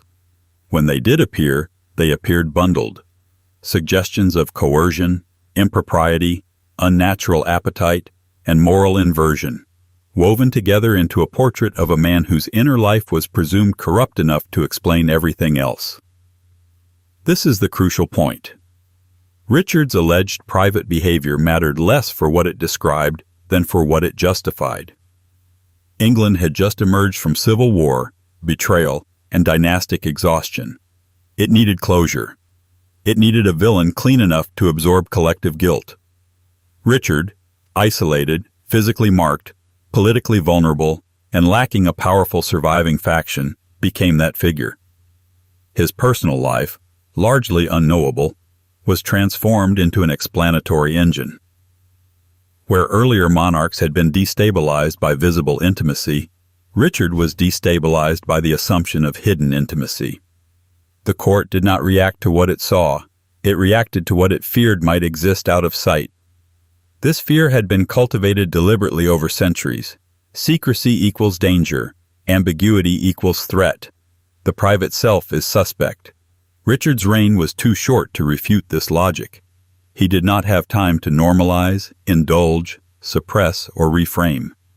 The accusations arrived faster than facts could follow. And once they arrived, they were self-sustaining.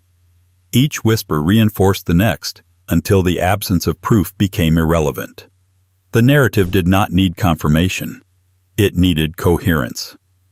What made this especially lethal was how seamlessly it aligned with England's accumulated anxieties about royal intimacy. Richard was framed as a man whose inner life explained his outer actions, whose supposed private transgressions justified political opposition.